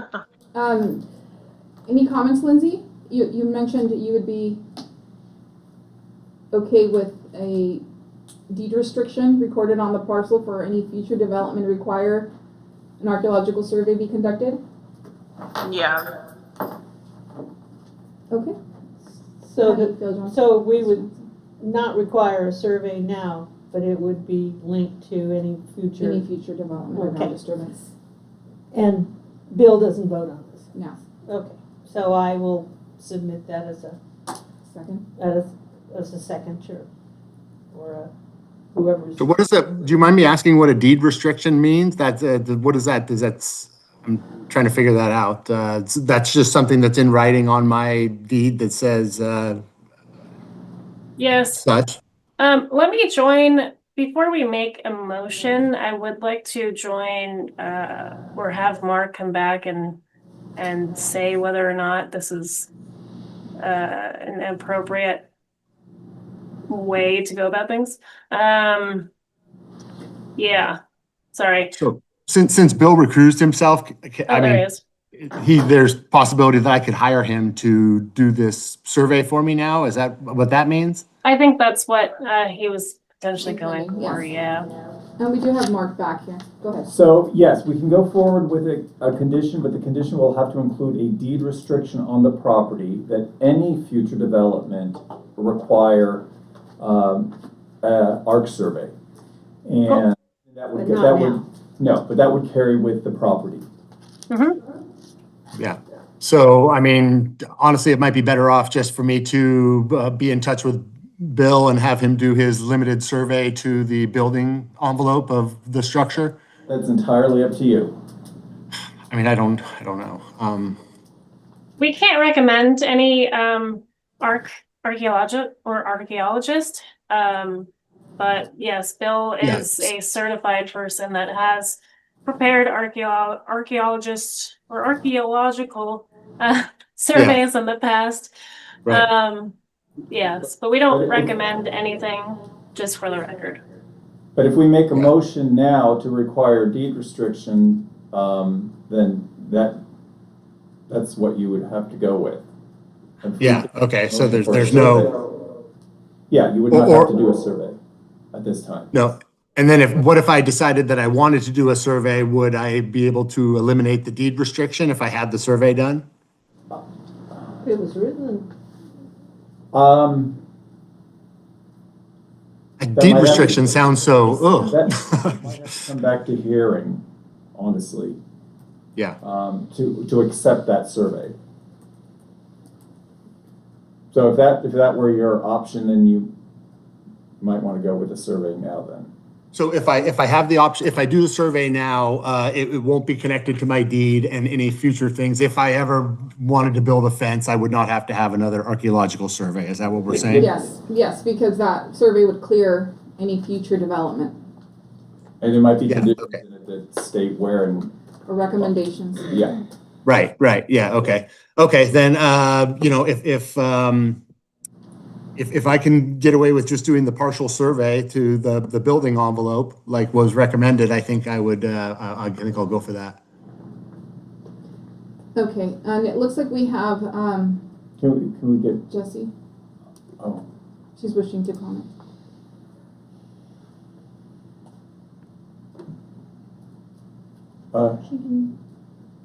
Jessie? Hi, Jessie Waldman, planner, Mendocino County Planning and Building Services. Can you hear me okay? Yes, we can, Jessie, go ahead. Okay. I've been listening to the conversation, and I think that there's a big difference between future development and further development. There's a lot of discussion about deed restrictions, and I think that what I hear is being discussed at this topic is that a survey should be done the next time that ground disturbance is conducted on the site, regardless if it's exempt from a coastal development permit or not, instead of a deed restriction that says an ARC survey needs to be done every time that ground disturbance is done on the site. And so I think it's really important to look at the prior to further development on a parcel, a deed restriction be recorded, that further development gets an ARC survey approved by the ARC Commission, and that information be recorded with the Planning and Building Services, and then we have record that study has been done for that further development, not all future development, so that when that study is done, the next time a septic replacement is done, or a driveway is redone, or a new garden shed is rebuilt or built by future owners, there's a record that a survey has been done, and whether it's done by the current landowner or the future landowner. So I think that if the current owner gets a survey done now, it simplifies it. Just at that building envelope, there's no deed restriction, there's no requirement for any further development. But when we say things like prior to future development, that means every time there's ground disturbance, that any landowner in that deed restriction needs to get a survey done. So I really think we want to pay very close attention to the words that we're using, and that is all that I'll I'd like add. to clarify then, what I was requesting is if there is a deed restriction or a condition, it is that before any development happens in the future, an archaeological survey be conducted on the property. And then in that survey, there can be conditions or recommendations by the archaeologists that state building envelopes, because maybe a sensitive resource has been found. So that survey will state no construction will happen here because of a sensitive resource. That could be the survey in the future with the deed restriction and condition of approval. So yes. And I'd like to just weigh in. It sounded like the owner applicant is considering conducting or having a survey conducted as originally requested by the commission. Is that correct, Mr. Rosen? I am considering that. I just didn't like the sound of deed restriction. That sounded, I don't know, it just didn't sound great. And that's something that Mark and I will wish to clarify, is that it will live with the life of the parcel for any future development. Yeah, that doesn't sound great to me. I don't want any restrictions on my deed, I don't think. That just doesn't sound wonderful. Okay, I'm going to bring back the discussion to the commission. Thank you, Jesse, for your comment earlier. Yeah. I'd like to make a motion to require a survey for the area of ground disturbance of the site. Any wishing to second? Second. Okay, and that is second by Commissioner Johnson. And I will formalize the motion, and this is for project CDP 2025-0015. We have a motion to require a survey in the area of ground disturbance for this project, proposed by myself, staff planner Sandy, and second by Commissioner Johnson. To formalize a roll call, Commissioner Dick? Yes. Commissioner Johnson? Yes. And I agree. So survey carries 3-3, and would have Commissioner Cole recused for this project or specific item. So the motion carries to require a survey of the area to be of ground disturbance for this site for CDP 2025-0015. Thank you, everyone. Thanks, guys. Thank you. Okay, we'll move on. Thank you. Thank you, Shelby. We'll move on to item number 4, which is review of surveys. And we'll start with case 4A, and that's for use permit 2025-0001. This item was continued from meeting of November 12, 2025, which was continued for today's agenda. The date filed for this project was March 4th, 2025. The owner is Branscombe Road, LLC. Applicant is Mackenzie O'Donnell. The agent is Chantel Simon Pietri. Thank you. Mainspring Consulting, and the request is to use permit to legalize continued use of the Mendocino Magic Campground, including short-term lodging, tent, and vehicle camping, recreational activities, and events. The location is 3.5 miles southwest of Laytonville on the north side of Branscombe Road, that's County Road 429, 3.5 miles southwest of its intersection with US Highway 101, located at, and we have a few addresses, it's 35380, 35390, and 35400 Branscombe Road in Laytonville. We have assessors parcel numbers 014-41125, 262728, 014-25050, and the last parcel number we show is 014-400-59. Staff planner is Liam Crowley, and I do see he is present. Before we bring this item to the commission for discussion, I'd like to open any public comments. Bill back. He's on. He's on, okay. And just to confirm, Bill, are you on? Bill, can you hear us? I don't. Oh, he's muted. Maybe on the panelist. Oh, there it is. Hi, Bill. Can you unmute yourself just to confirm that you are? I'm back. Okay, thank you. And sorry, I'll open this up to members of the public wishing to comment on this item. I don't see any hands raised on the virtual participant list, and we do have someone in the room.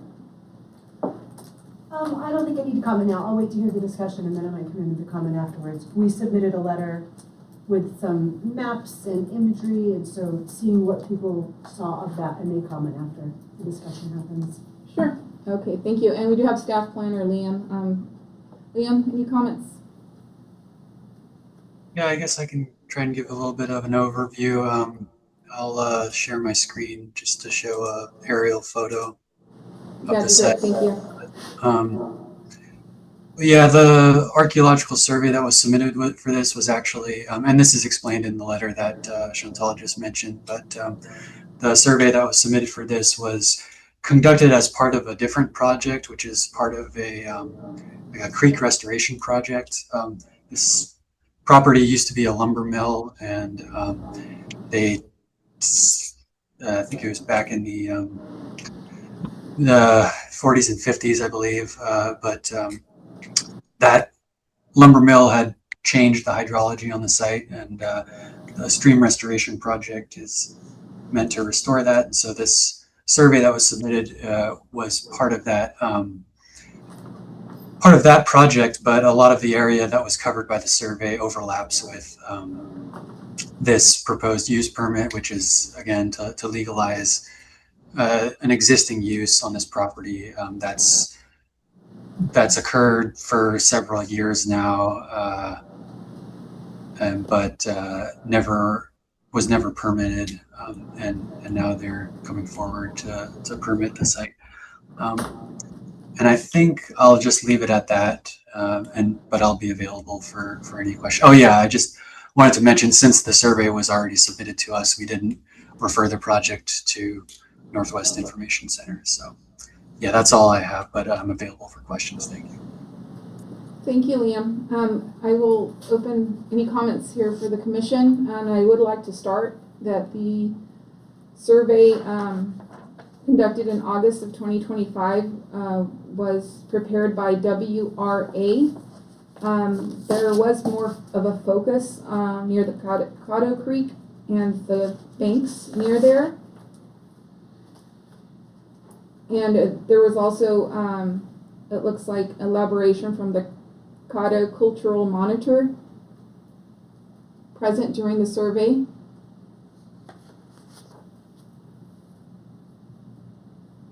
And I believe there were some items discovered in the area, or resources discovered in the area. So, summary. I'm sorry. We'll open it up here shortly. Go ahead. Was that an archaeological site was found? It was a lithic scatter. I think it was just a surface chert lithic scatter, and my impression is that it's in an area that's not going to be subject to any ground disturbance. Is that right? Should I go ahead? Yeah. Yes. And so the problem with the site would be disguising it or keeping people away from it. But since it's in a campground and people are going to be walking around, I'm assuming that would be kind of hard. So to me, the fact that the site is there, you want to protect it. Maybe hide it? I'm not sure. We also didn't see any information on the transect distances. Oh, you mean how closely they surveyed? Mm-hmm. Thought I did see something And like that. will there be any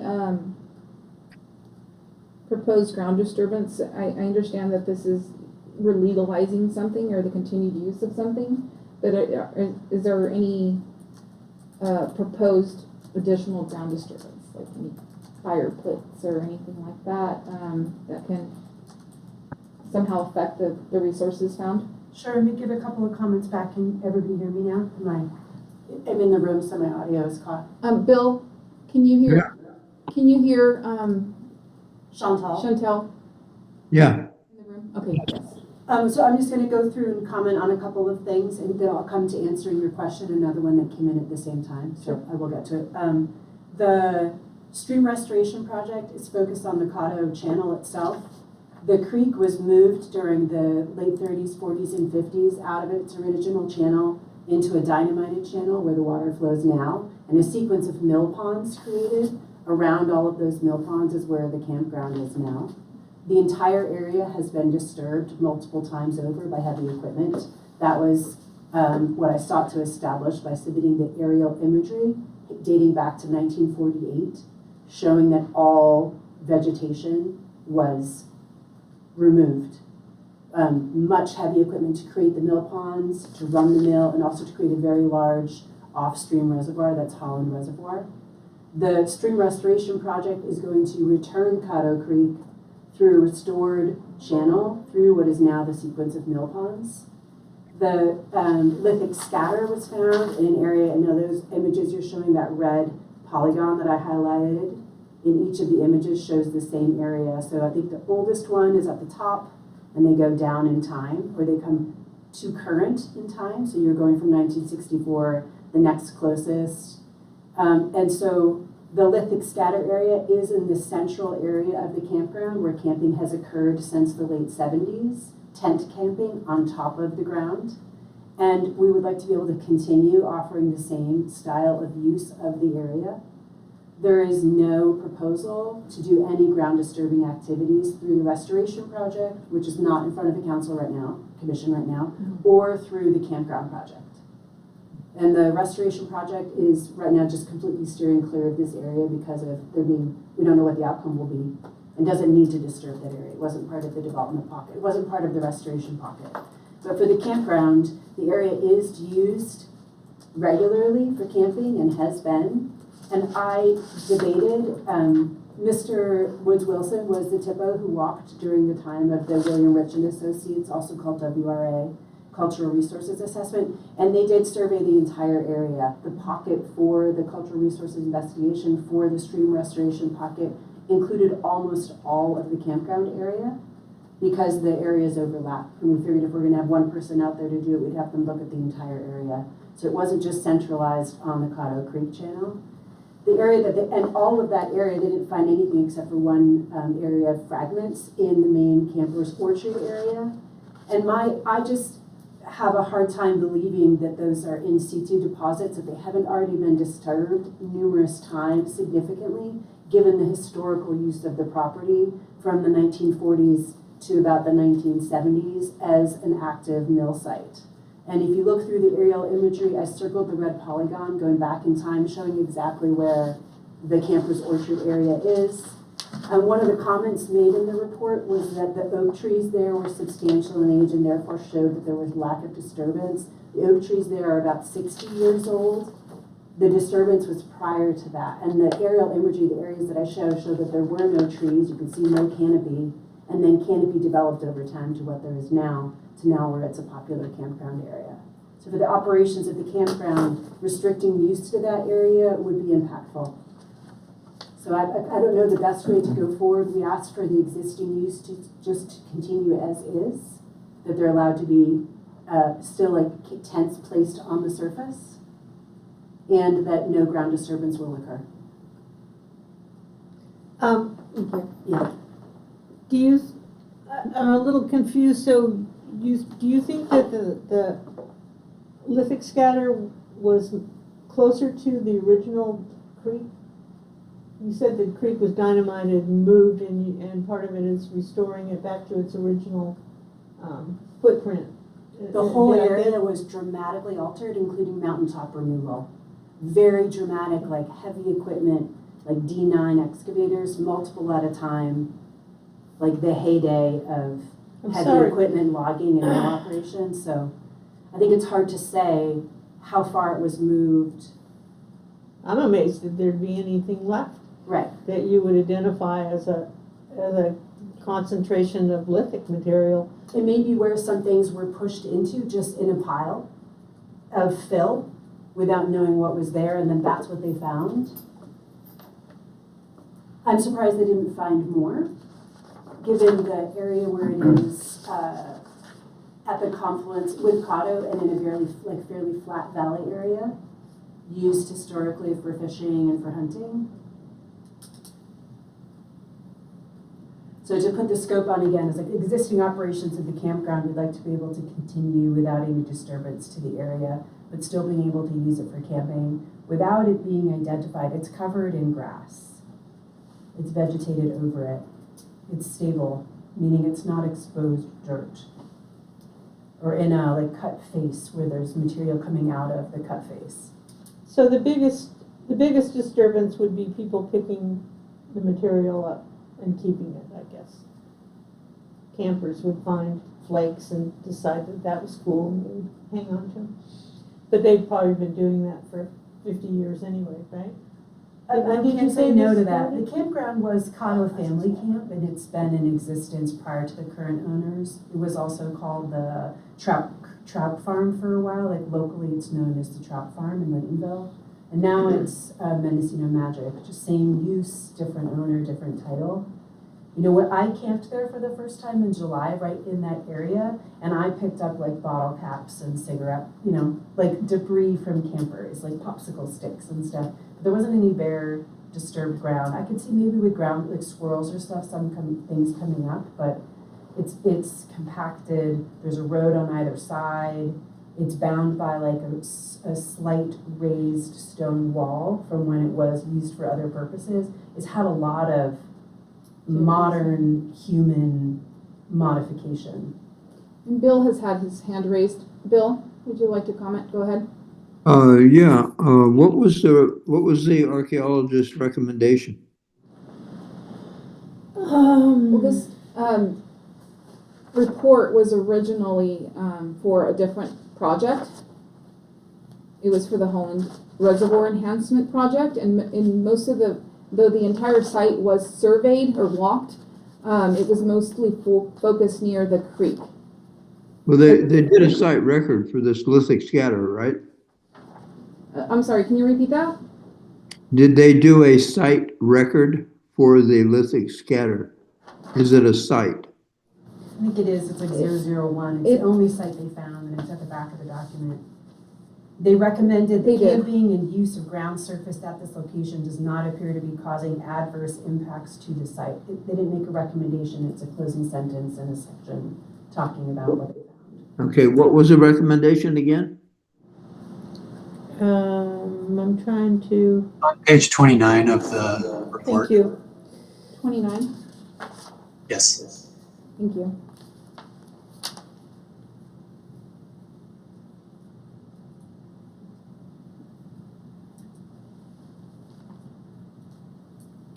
Says in the opinion of WRA that the background research and field survey methods employed during this investigation were adequately matched to identify cultural resources at this project location. At this time, no further archaeological studies are recommended for the project as it is currently proposed.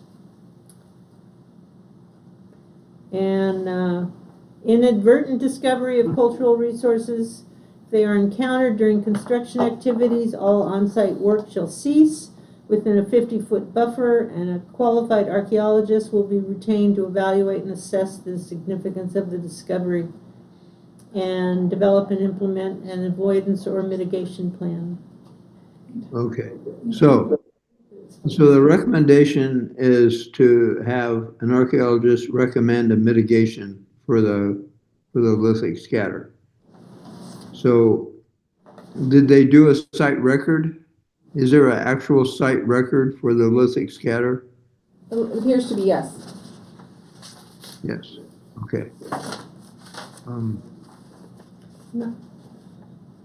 I believe the second paragraph in that section 7.0 talks a little bit more about it. It says, if ground disturbing activities are proposed at the location of this archaeological site, a formal archaeological and cultural significance evaluation should be conducted to determine if the site is eligible for the CRHR prior to any ground disturbance. Okay.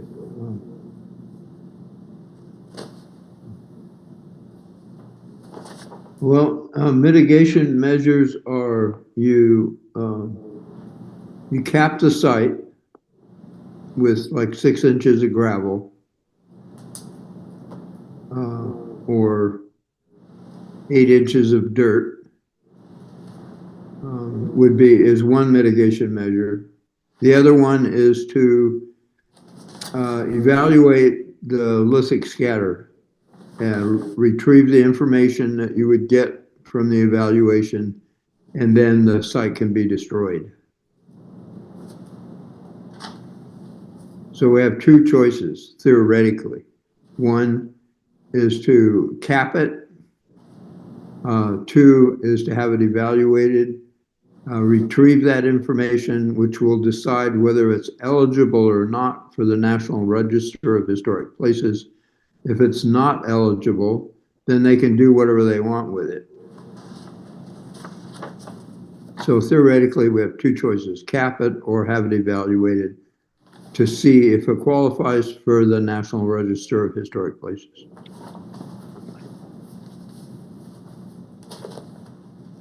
Bill, I think do you have a there's- recommendation, Lindsay? Nancy? No, it's basically hide it or, I was gonna say, I didn't have the idea of evaluating it more. They don't mention anything diagnostic to evaluate, so I'm not sure. Well, you evaluate the lithics, and you determine from evaluating the lithics, you find out if it's local material, if it's traded material, if there's obsidian, if it's chert. What stage was it brought there? Was it brought there from somewhere else? Was it somewhere close by? What kind of reduction was going on? What kind of tools were they making? And by the analysis of the flakes, you can determine where it came from. You can determine what they were making. You can determine from the remains of making the tools, you can determine what kind of tools they were making. Bill, I have a question for you. You mentioned as a second option to cap. To what? Cap? You had Oh yeah, mentioned- the cap. What is that? You cover it. Oh, cap. Just cover Okay, it. got it. Cover it with 6 to 8 inches of soil or gravel or, And then use can continue? yeah, then you can just continue, it's basically protected from any further disturbance. Okay. How big is this area? It's probably in the site record. Do you know the acreage of? It would be in the report, which Nancy has in her hand there, showing an image of the area. I think that from what I was just listening to, it seems that there's a little bit of confusion as to what the report recommended, and then in the event of a subsequent type of action, then there being mitigation. And we're talking about mitigation based upon what the report found at this one site. I just want to clarify, like, is that the proper interpretation, that it be already going, mitigation is what was recommended by the current report? Liam, you mentioned it, but you didn't read all of it. Like, is that the recommendation from the report?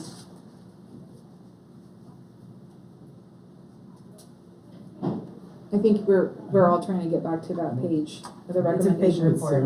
It's 111 pages. I didn't bring Yes. a copy. And I have reviewed the report, and I didn't find any mitigation measures in it. I didn't find the No. site report either. I don't know how big the site is.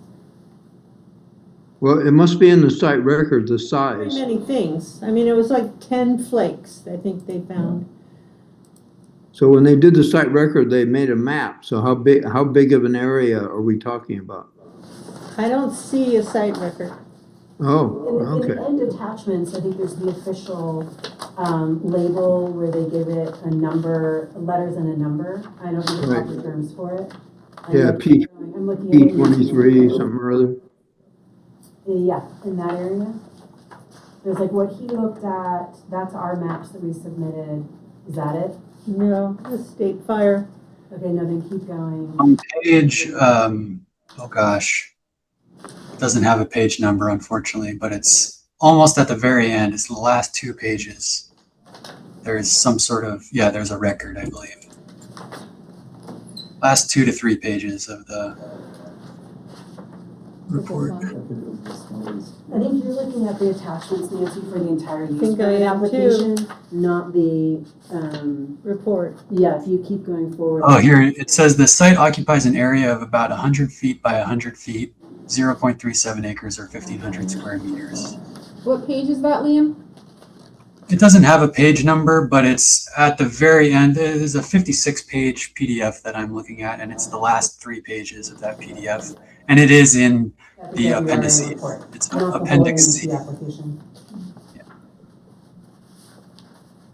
Yeah, sorry. Thank you. No pages, yeah. For this one.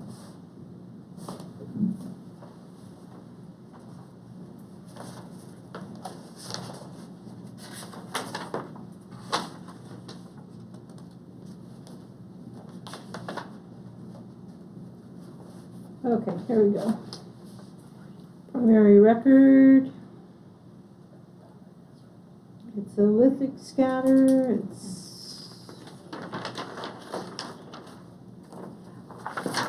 We should start requiring page numbers for these reports. Were you wishing to answer?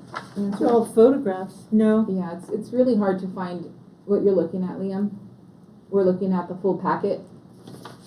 Well, it's not much of an archaeological. Or what is it labeled, that page? Primary record, Department of Parks and Recreation. Yeah, that's a standard thing. At this location, a scatter of flakestone debitage was encountered during a surface survey. Included 10 chert debitage flakes from secondary and tertiary lithic reduction of bifaces and other tools representing mid-stage biface manufacturing and maintenance. This part of the landform appears intact and unaltered from the historical disturbances. Site occupies an area of about 100 feet by 100 feet. That's not much for 10 flakes. And lies between two roadways. Well, it could have depth too. So, I mean, I would recommend capping it. Yeah, I think It's our job to protect cultural resources. That's part of our that's a big site, 100 feet by 100 feet. Yeah. And would that be the 6 to 8 inches of gravel? Or dirt? Yeah. Or dirt.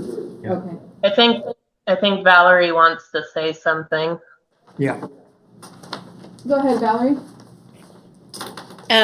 Well, I had heard before this last decision was you guys have talked about mitigation measures. Since it's Cotto area, I would work closely with the tribe because mitigation measures aren't always just capping. I know for what I do for different things, we'll put like berry vines over something where nobody's gonna get in there and do anything. I keep your mitigation measures large in the paperwork and work with the local people. And I know it's kind of hard sometimes for us to say some of the artifacts that are brought up, they might be things that only the women touch. They might be things only the men touch. You know, they could be funerary. You have to be very careful when you start finding things on sites and work with the people. And also, not in this case, but Sherwood, we share a line with Cotto, not where this project is at all. But, you know, we share and sometimes be ready that it'll be multiple tribes making a claim. Thank you. Thank you, Valerie. So there's a paragraph here. It says no project activities are proposed at the location of the newly identified site WRA-01 Holland Archaeological Site. It is nevertheless recommended that no ground disturbance take place within or adjacent to the site during or subsequent to project implementation. Any future ground disturbing activities at this location of this site shall be accompanied by a formal significance evaluation to determine if this site is eligible for the California Register of Historical Resources. As no ground disturbance or any other project activities are currently proposed at this location, this archaeological site was not evaluated during this investigation. Camping and the use of the ground surface at this location does not appear to be causing adverse impacts to the site.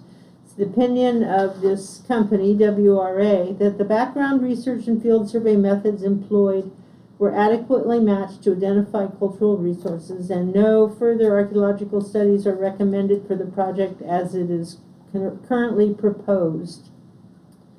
Although discovery of cultural resources during project construction is not anticipated, recommendations to follow in this event are offered in section 7.1. The discovery clause is one. Yeah.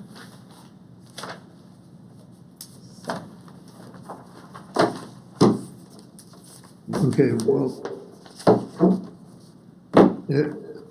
it's the Archaeological Commission's responsibility to protect cultural resources. So we have mitigation measures.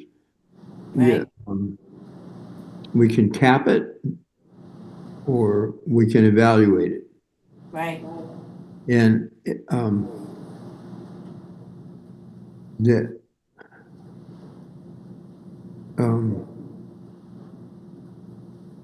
And as the commission, we can also condition or providing those two options, either to have the site area evaluated or cap. does Cato have a TIPO, or has Valerie covered that area for them? They have a TIPO, and the TIPO was there during the time of the investigation. Mr. Wilson, it's Vernon Woods Wilson, he's the TIPO, and he walked during the entire time with Mr. Rich. Okay, well, maybe we should recommend asking the Cato TIPO if they are if they're okay with us capping the site, or do they want an official evaluation, which would determine whether it qualified for the National Register of Historic Places. If it doesn't qualify, then you can destroy the site, which Cato might not like. So it seems to me that capping it would be the best thing to do. But we are required, and it's ethical and morally correct to consult with the tribe. So they already know it's there, and so I guess we should reach out to TIPO, to Cato TIPO, and tell them that we're considering having the site capped. Are they okay with that? Can I comment too when it's time? We have Mark Kleiser asked for Well, I was just gonna restate Bill's motion just to capture it to make sure. But do we want to take any more comments? Sean, go ahead, Sean. Yeah, is that okay? Sorry, I was saying my name again since it's complex. And yes. People don't always get it. Given that there's two projects that are moving simultaneously, one is the request to permit existing campground operations, and the other one is to this longer-term large stream restoration project. Ideally, we would have whatever conditions are imposed by the commission are the most flexible to allow us the time to talk to the TIPO and also consider what the scope of work could be, and if we can bring that capping into the restoration project, which one is grant funded and one is private pay. And so we're totally willing to do what the commission recommends as far as the next step for it. We'd like the language of what the terms of it are to be the broadest. And it may be that our next step is that we talk to the TIPO and ask them directly, because we're involved with them on a regular basis. What would they like from what they saw to happen there? And as they understand the bigger context of the restoration project, reframing it separately from that is, what are the terms so that the use permit for campground operations that's in front of Liam can continue forward? And is that we won't use that area until the next step is resolved, whether it's cap it or remove, whatever, destroy it. I didn't like saying that word, but it's like, you kind of need three terms, like a now, so campground can continue, and then either later it's capped or deemed to be insignificant and can be destroyed, or whatever operation can continue that the landowner wants to do. Bill, may I restate your motion as I understand it? This is Mark Kleiser. So before us, what we have here is a use permit to legalize the continued use of Mendocino Magic Campground, including short-term lodging, tent, vehicle camping, recreational activities, and events. The restoration project is not being considered here today. So with that in mind, Bill, what I heard was a motion to reach out to the TIPO at Caddo Tribe and get their take on whether capping or doing an evaluation of the site is preferred. Right, good. And then returning to the Art Commission with that information.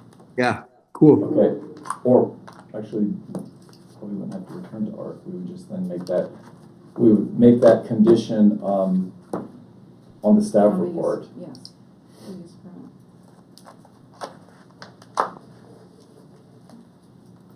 And I'd like to second that motion. Second. I'll second. You'll make the motion, Bill, and I'll second as staff planner. And this is for project number U 2025-0001. And to formalize the motion, I'd like to take a vote. Commissioner Cool. Affirmative. Commissioner Johnson. Yes. Commissioner Dick. Yes. And staff agrees. And that's 4-0. And just to reiterate, we are making a motion to vote on recommending that the applicant consult with the Caddo tribe for guidance and ask whether a site evaluation of the area and or to cap the area. Okay. All right, and we will close this discussion and move on to item Thank you for coming. 4B. Sorry, Oh, no worries. Thank you for your participation. So we are going to just take a quick pause to bring in the applicant for the following case, 4B. And I hear it's 6 o'clock.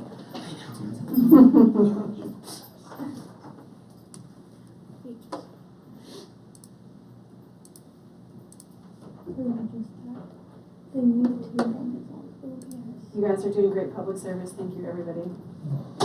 Tell my dogs that. I know. My dogs are going, hey, it's dinner time. Where are you? Totally. We're old. Should I have gone? Why are you gone? Could just do it by Zoom, but it's much better to be here in the room. 40 seconds. Have fun, everybody. So you don't really need to get this stuff out of It's all over. Bye. Oh, and it's all where you just end and then end. And then you just force close everything, so you don't just spend the time doing it.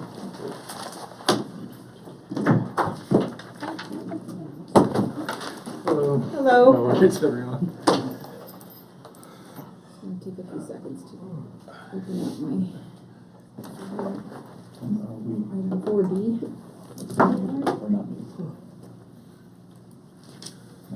Okay, welcome back, everyone. We are continuing to item 4B. This is a review of survey, and it's for case number GP 2024-0002. This item is continued from the November 12, 2025 meeting, which was moved for today. The date filed for this project was October 10th, 2024. The owner is Feliz Creek Vineyard, LLC. The applicant is Stephen Amato, agent Jim Ronco, and the request is a general plan amendment and a rezone to change the land use classifications of 3 parcels from rangeland, which is RL 160, to agricultural, Ag 40. The location is 3 miles northwest of the Hopland Town Center, 1.5 miles northwest of the intersection of Feliz Creek Road, which is County Road 109 and County Road 110. Location is 3557, 3565, and 3563 Feliz Creek Road. The assessor parcel numbers are 047-08011, 047-08022, 047-08027, and 047-05031, and the staff planner is Shelby Miller.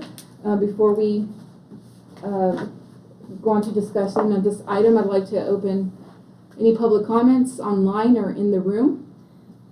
And we do have a hand raised, and it's Eileen Burrow. Go ahead, Eileen.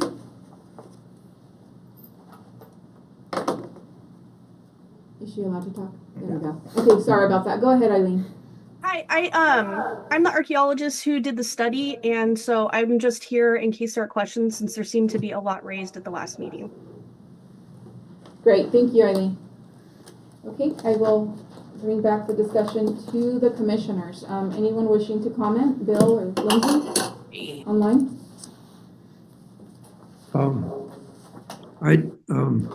Okay, so what's her recommendation? Were there any sites? Eileen, if you wish to comment, in the meantime, I did print out the surveys for anyone in the room wishing to have one. I have it. You have one? Okay. Go ahead, Eileen. The right one. Eileen. Oh, there it is. And you can, What am I? this is the survey that was, no, for you. Oh. For you. They don't. They already have it. Are you just not getting this survey? No, I think there was a subject before, but my confusion was always between what was outlined as the parcel and then the survey was like two small areas that took half an hour. And so it was like it wasn't really the same thing. I remember. And I can add, so the last meeting of October 8th, the action sheet was, the commission concluded, let's see, the study area for the report submitted was not complete. The chair motioned to not accept the survey and continue this item to the next possible ARC meeting after a full survey is conducted and updated mapping provided. Is that what this is? And yes, the applicant Or is did this provide the original survey? the applicant provided a revised survey, and that's dated October 14th of 2025. And this was by the archaeologist Eileen Barrow and Associates, and she is online, and she offered to answer any questions. And then we weren't here in November. Right. And it wasn't here by the October meeting, so this is the first time we've seen it, right? Correct. All right. I think what we need to do is probably get a tape of what was at the last meeting.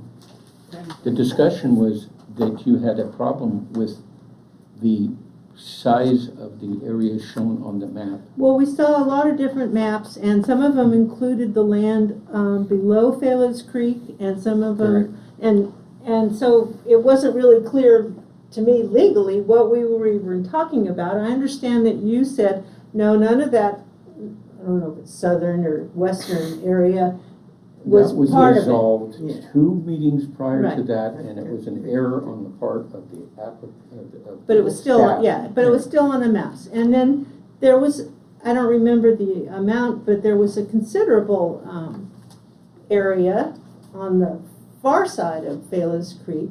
And this is just regarding the first survey that was just the creek dams, okay?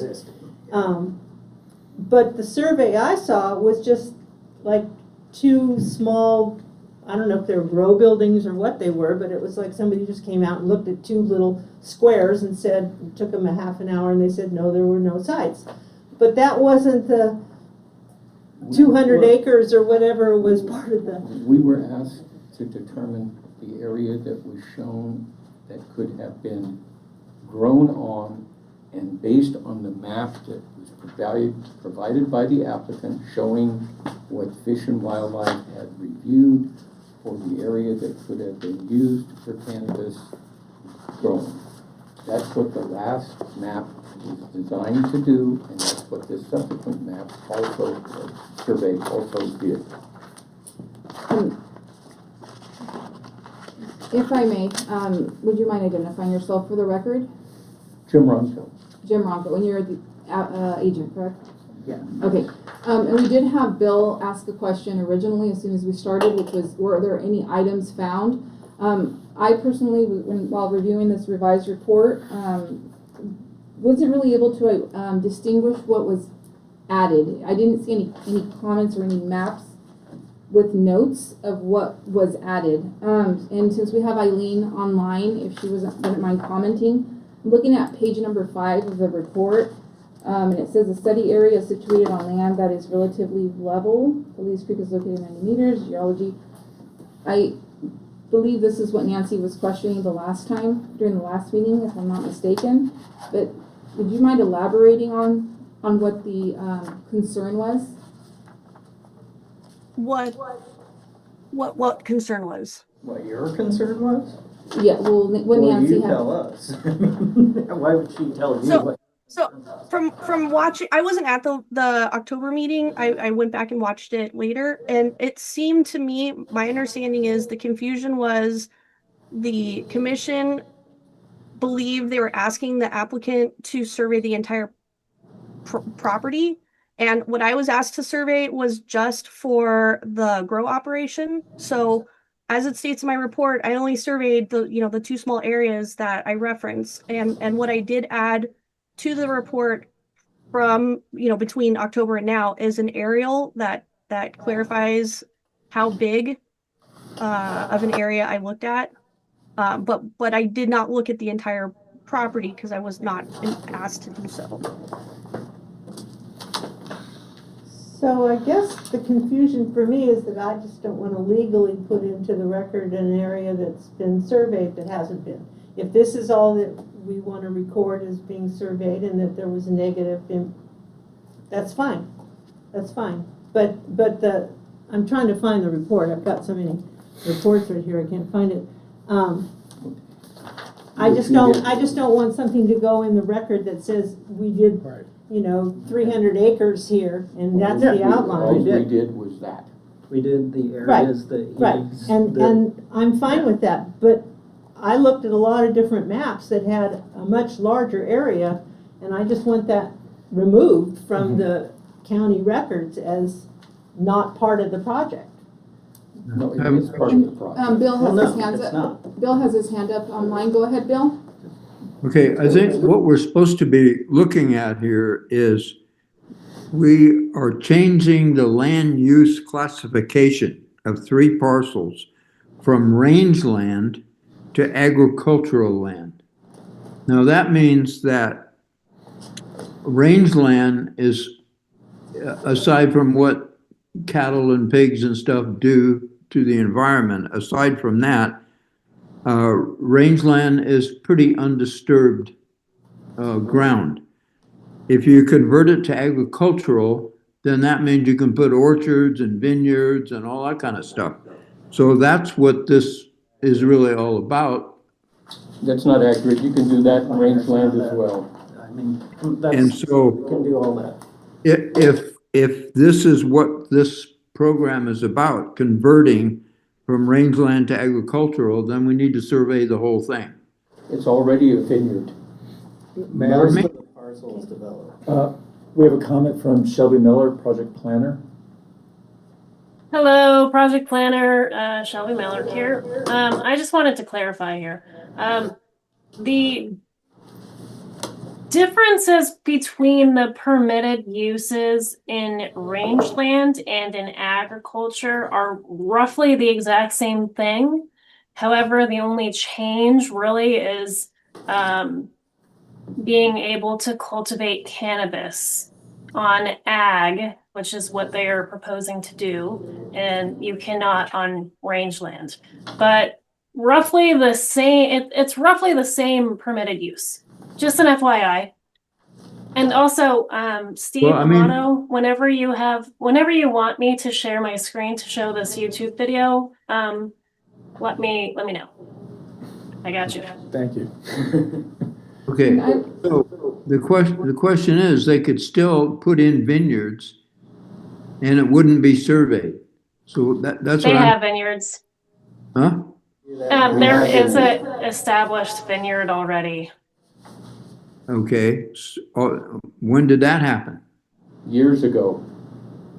Decades. So why are we asking now to go from rangeland to agricultural land if it already is agricultural land? So that we can provide the sufficient zoning to allow us to get financing from agricultural lenders who will not allow us to have financing if the parcel is zoned rangeland when it is a vineyard.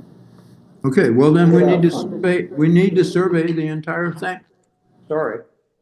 That's my take on it.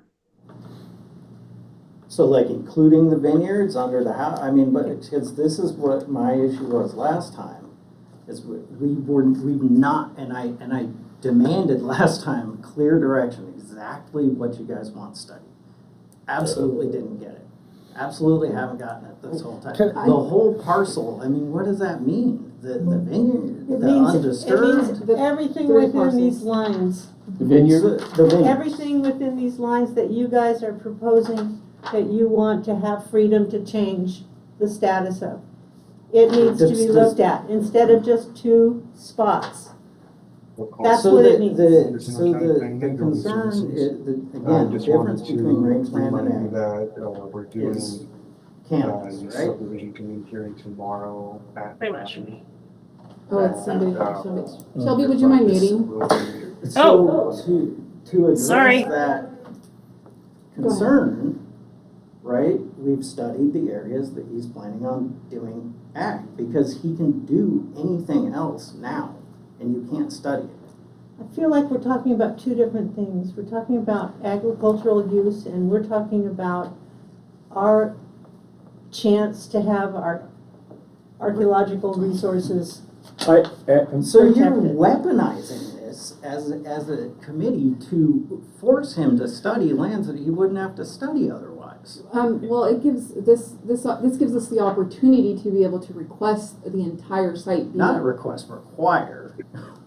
be surveyed, and that's pretty much what the board is And that's what or has this, requested and that's previously. this function of this committee, is just at any opportunity possible to require a study. We because consider other factors such as the sensitivity of the area, which Bill mentioned during the last meeting. This was Okay, reviewed. we already have an existing vineyard that was installed. Right. With the discovery provisions and laws in place. There was no discoveries found in the vineyard areas. So do we need to then Do you try have a and... survey, do you have a record of that? Was me discovered. provided like the, it was for the dam or There's something no record outside? of what they didn't find, because when they put the vineyard in, they didn't find anything. It wasn't a study, it was just they put the vineyard in. So they didn't people find who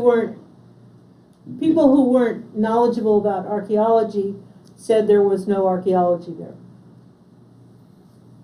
They found, Basically. They found. That's like me going out and saying, no, I didn't find any, I didn't find any of this. I'm not an expert in that area, but I You're didn't not an find expert. any. Golly gee, this is a 100-year floodplain and it's river wash. You know, So- I'm not trying to All argue right, this can I with speak I'm just sorry. Go ahead. I know you've been wanting to. Deep breath. comment. I understand where everyone's coming from. Bill, we'll come to you here shortly. And I prepared I had a whole drone video done on the parcel so you could actually see what it is that we're discussing here. The reason why we had a very specific area studied is what I filed for Fish and Wildlife to have an LSA agreement for if we ever were to do cannabis, the areas that we're going to do. We're only allowed 20,000 square foot of cannabis. That's why they only did about, I only had her do an acre of study of those very specific areas. If you'd like, Shelby has the link for the YouTube video, and I could pause it at certain moments to show and point out. You'll see that most of the parcels are already developed or in areas that are undevelopable. It's actually the only area I would be able to do cannabis due to setbacks from creeks that are 150 feet from Felice Creek and such. And I understand if you're going to still come to the same conclusion, could you just leave it like that for a second there, Shelby?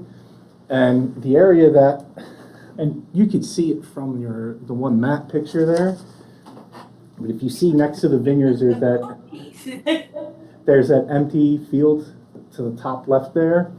It's really just a small little, wish I had a little pointer here, but Am I in the right area? it's like this right here. Good. That's all we're going to be able to grow. That's a 15-acre little block, and we can only do 20,000 square feet is that. And then I had her study the additional area where we'll put in some water tanks, maybe a little vegetative house. Not even going to dig into the ground. That's right here by the pump house station.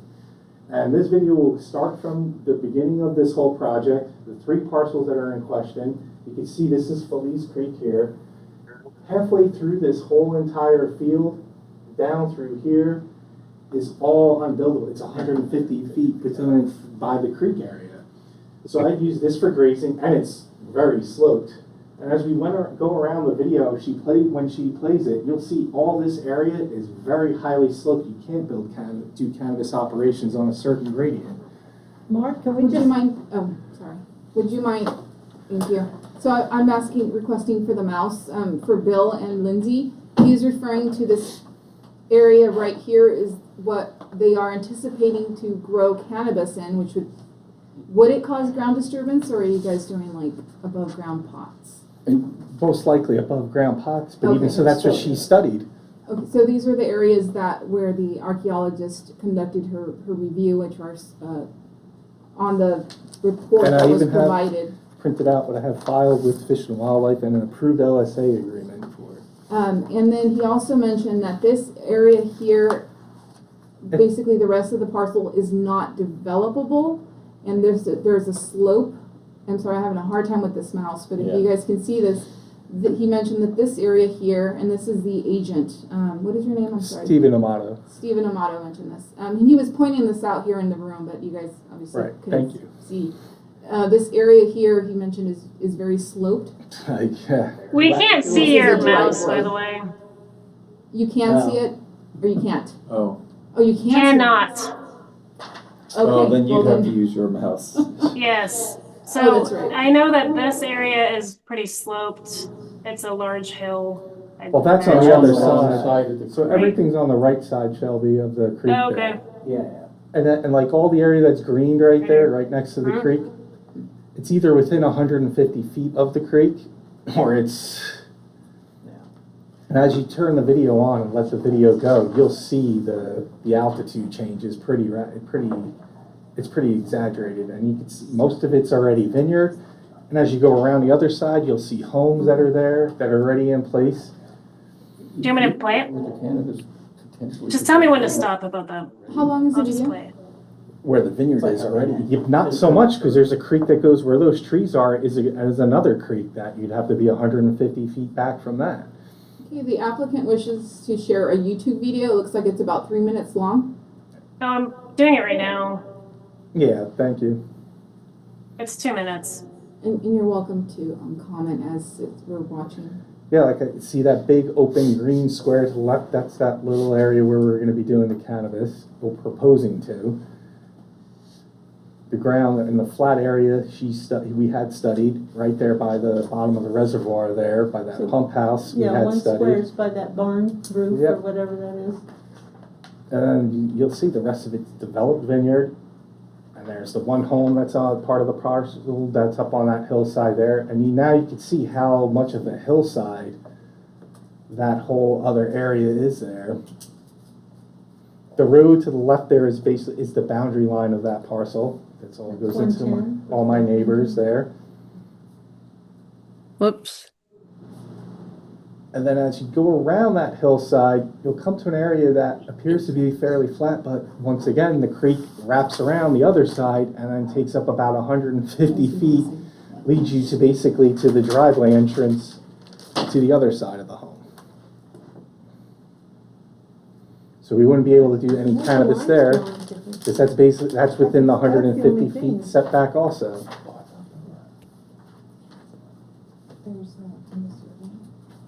And right here, you can really see the slopage of that hill. Did we do it? Okay. Basically, everything that was flat was developed in the past This is part already. of the official county filing. Bill Cole's got his hand raised. So how do 30 seconds. you can that to the application? We can discuss it here in a bit. Oh gosh. Bill, did you have something to add? Is that the end of the video or? That was. Okay. Go ahead, Bill. Did, That was funny. have we done a record search for the entire property? 796. It's sitting on the state, yeah. Yes. And were there any sites? No, and there was a survey done on the creek area where the dam was on the Hellman Ranch. Yeah. And nothing was found there. Okay. So, Yeah, we have an ENWIC response from November 14th of 2024.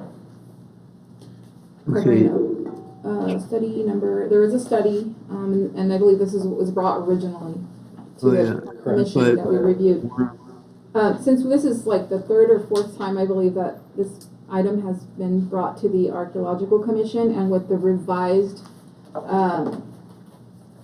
report with the date October 14th, 2025, which on page number 5 shows the areas that were surveyed and what appears to be the areas of your potential future proposed development site. We could condition the approval of this report with allowing the development Limiting of to those. those two areas. Yes. Yeah, that's my only concern, is that it's not that I'm arguing that they found something when they didn't find it, or that you can't do anything. It's the idea that what's on file with the county shows a much bigger area, and I just want it restricted to what was actually looked So at. development for cannabis can only be occur in those two areas. Correct. Does that work for you? Well, there- or any development. No, we're entitled to do anything we want on this property. Yeah, for the other areas, but yes. I'm not sure what the technical, is it only cannabis that makes it be That's Yeah, the only thing review that process? And let's just say in the future there was allowed in this county, not at this time, for expansion, I would just have to do an additional survey of the new proposed area. And you want to put olives in, or, I don't know what the rules Well, would be you for would, different. for expansion, you things. would need to come into cannabis and make that request, so Right. it's, yeah. So So could it would they, go through so a for, and have them discretionary go back project. to art committee for the initial. Any future Yes. development with, Yeah. not that within the Right. archaeological reported site. We could Gotcha. add that Okay. as a condition. And I would have And to do I'm a sorry, further it's been study. I have so- no problem. Yeah, Yeah. All we're Okay. trying to Confusing. do is be able to get a loan. No, I understand. And I Bill- understand Thank you. that. We're not changing the use at this point. Okay, we have two hands raised. We'll start with, Bill, go ahead. Okay, so there are two or more sites already, so the property owners know where they are and they will avoid those, right? No, there is No, no there's no site. sites. There's two locations they surveyed for the proposed cannabis, and they didn't find anything. There Right. haven't been any The sites. property has two or more archaeological sites, right? Studies. No? The studies were conducted. No, there has been no sites found. They did 2 areas surveyed, is what they're talking about. Shelby, would you be able to share, page 5 of the, archaeological It's all out of order report? It, for Bill's, review, Okay. please. I just thought that Northwest Information Center said that there were two or more known archaeological sites, two resources, they They said. may be talking about these historic dams. Yeah. Right, and that was, That are real old. Oh, I remember now about the dams. That's what they were. over 200 acre parcel. So Okay.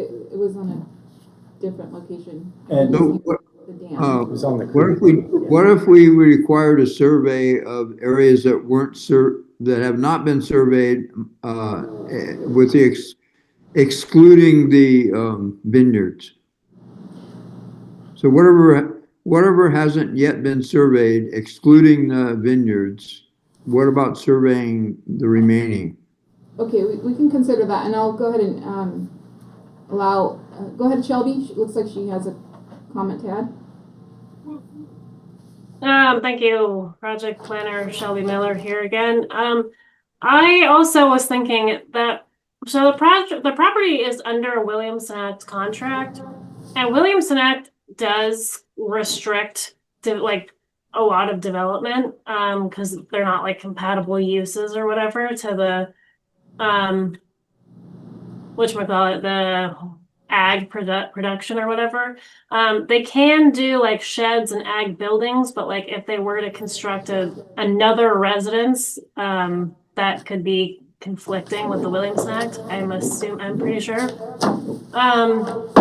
And if in the future, if they were to get out of the Williamson Act, from my understanding, that's not really a part of this project at this moment, but if they were to get out of the Williamson Act in 10 plus years, and if they wanted to, develop this property by either like a minor subdivision or something of that other sort, it would still require a discretionary permit. Yes. So that I feel like is a good thing to consider as well, that like if they were to develop it further, which they are not planning to do so at this time, they would require a discretionary permit. And then getting out of Williamson Act also is a process and very hard to do. So I'm assuming that they just want to continue their agricultural uses, and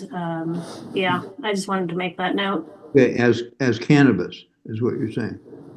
Actually, so they have vineyards. They are doing other sorts of ag. It's not just cannabis. I think they're doing Oh, and sorry, and animal grazing, and I think they also produce meat as well. Okay, so can they put in another vineyard without a survey? Without a survey? Yeah. That is correct, yes. They would not need a survey for another vineyard, no. Okay, so I'm back to surveying what has not been developed. Which is? Bill, But that's, if I may, this is Sandy. And that goes back to the fact that this is a rezoning change from rangeland to agricultural, okay? So agricultural presents more disturbance, okay? So let's survey the land that is not vineyards and not cannabis. Let's survey what's left. Okay, I know Felix Creek has multiple village sites. I don't know where they are, but I think it's our responsibility to do our job, which is protecting cultural resources and requiring surveys to protect those resources.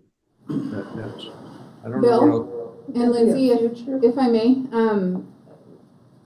during the video, we were kind of commenting or mentioning that we can accept the survey as presented and condition any future development, or excuse me, restrict any development outside the surveyed area.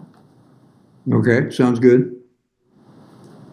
Okay, I'd like to make a motion to accept the survey as presented and limit any future development outside. We'll let you move forward. Okay, without, I mean, they can develop it as they move forward, but not without a survey. That is correct. Yeah. So. Okay, so. You're gonna say that development will require a survey? Yeah. Outside of the already surveyed area, yes.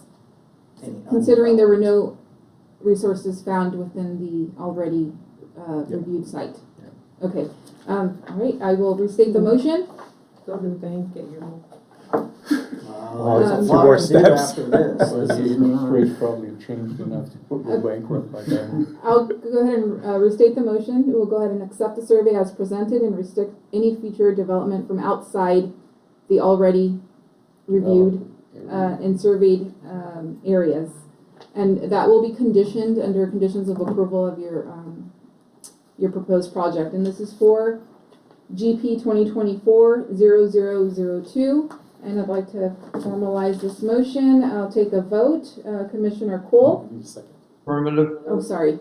I made the motion. Anyone second? I'll second. Great, we have 2 seconds, Commissioner Johnson and Commissioner Dick. And I'll go ahead and take a vote on this, and Commissioner Cole. Affirmative. Commissioner Dick? Yes. Commissioner Johnson? Yes. And staff planner agrees. Thank you. Hey, thank you all. Motion carries. I don't want to see you. Have a great holiday. I'll see you outside of here. We'll meet you on the other side of the creek that's not in the program. Thank you. Thank you. Have a good rest of the day.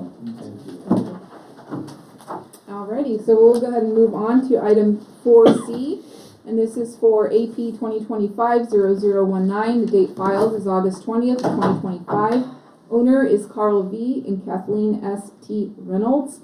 The applicant is R&P Investments. The agent is Javier Raul. And the request is the applicant is requesting an administrative permit to establish a 10,000 square feet of outdoor cannabis cultivation on a 9.65 acre parcel utilizing approximately 300 individual 30-gallon pots. The location is 2.3 miles northeast of Covelo Town Center at the intersection of Logan Lane, which is County Road 337M, and State Route 162, located at 25801 Mendocino Pass Road. The assessor's parcel number is 032-41035. Staff planner is Jamie Henry, and we have a representative for Jamie. She wasn't able to, or wasn't available to participate, and Mark Kaiser. And before we bring this item to discussion, I'd like to open it to any member of the public online wishing to comment on this item. And I don't see any hands raised, so we'll bring it onto the commission. Anybody wishing to comment? Commissioners? My notes say that there was one recorded lithic scatter, but I haven't found my report yet.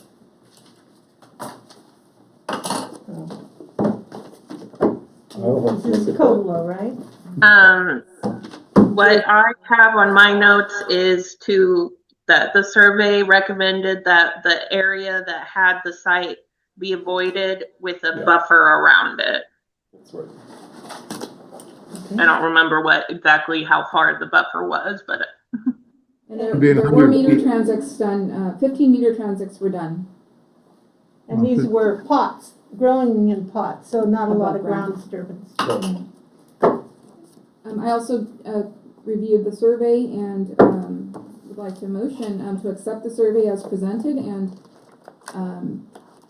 ensure the applicant follow the recommendations by the archaeologist. And it looks like the archaeologist was Dylan Stapleton with Natural Investigation Co. Never heard of him.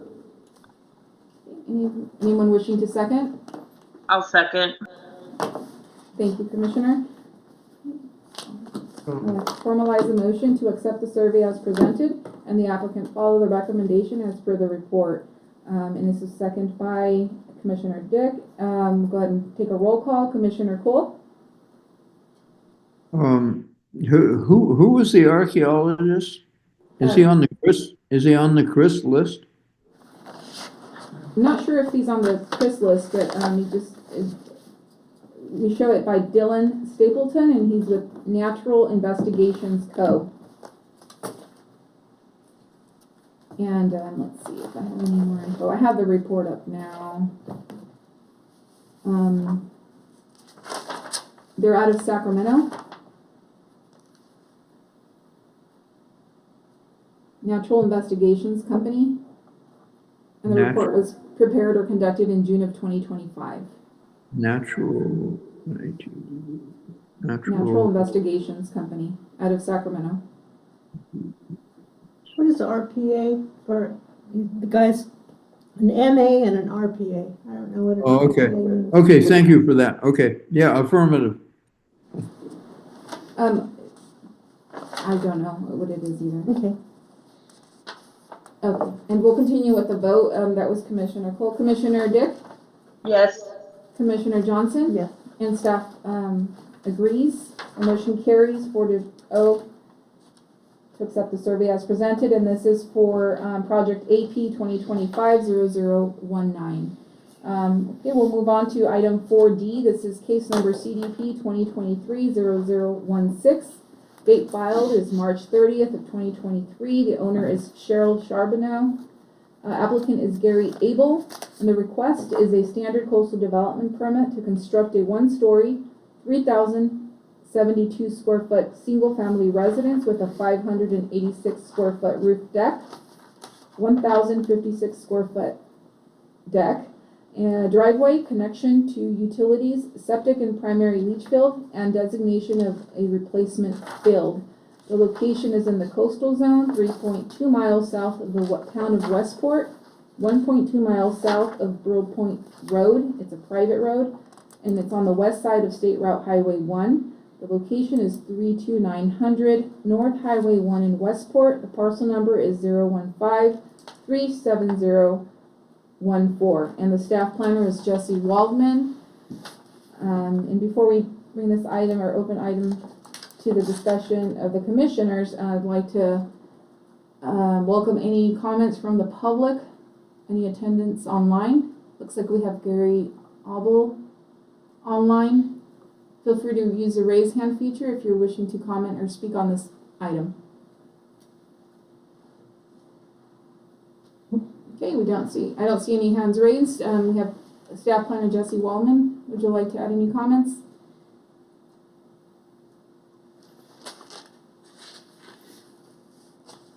Oh, we can't hear you, Jesse. There you go. Thank you, Chair, and thank you, Commissioners, for a long meeting. We appreciate you very much.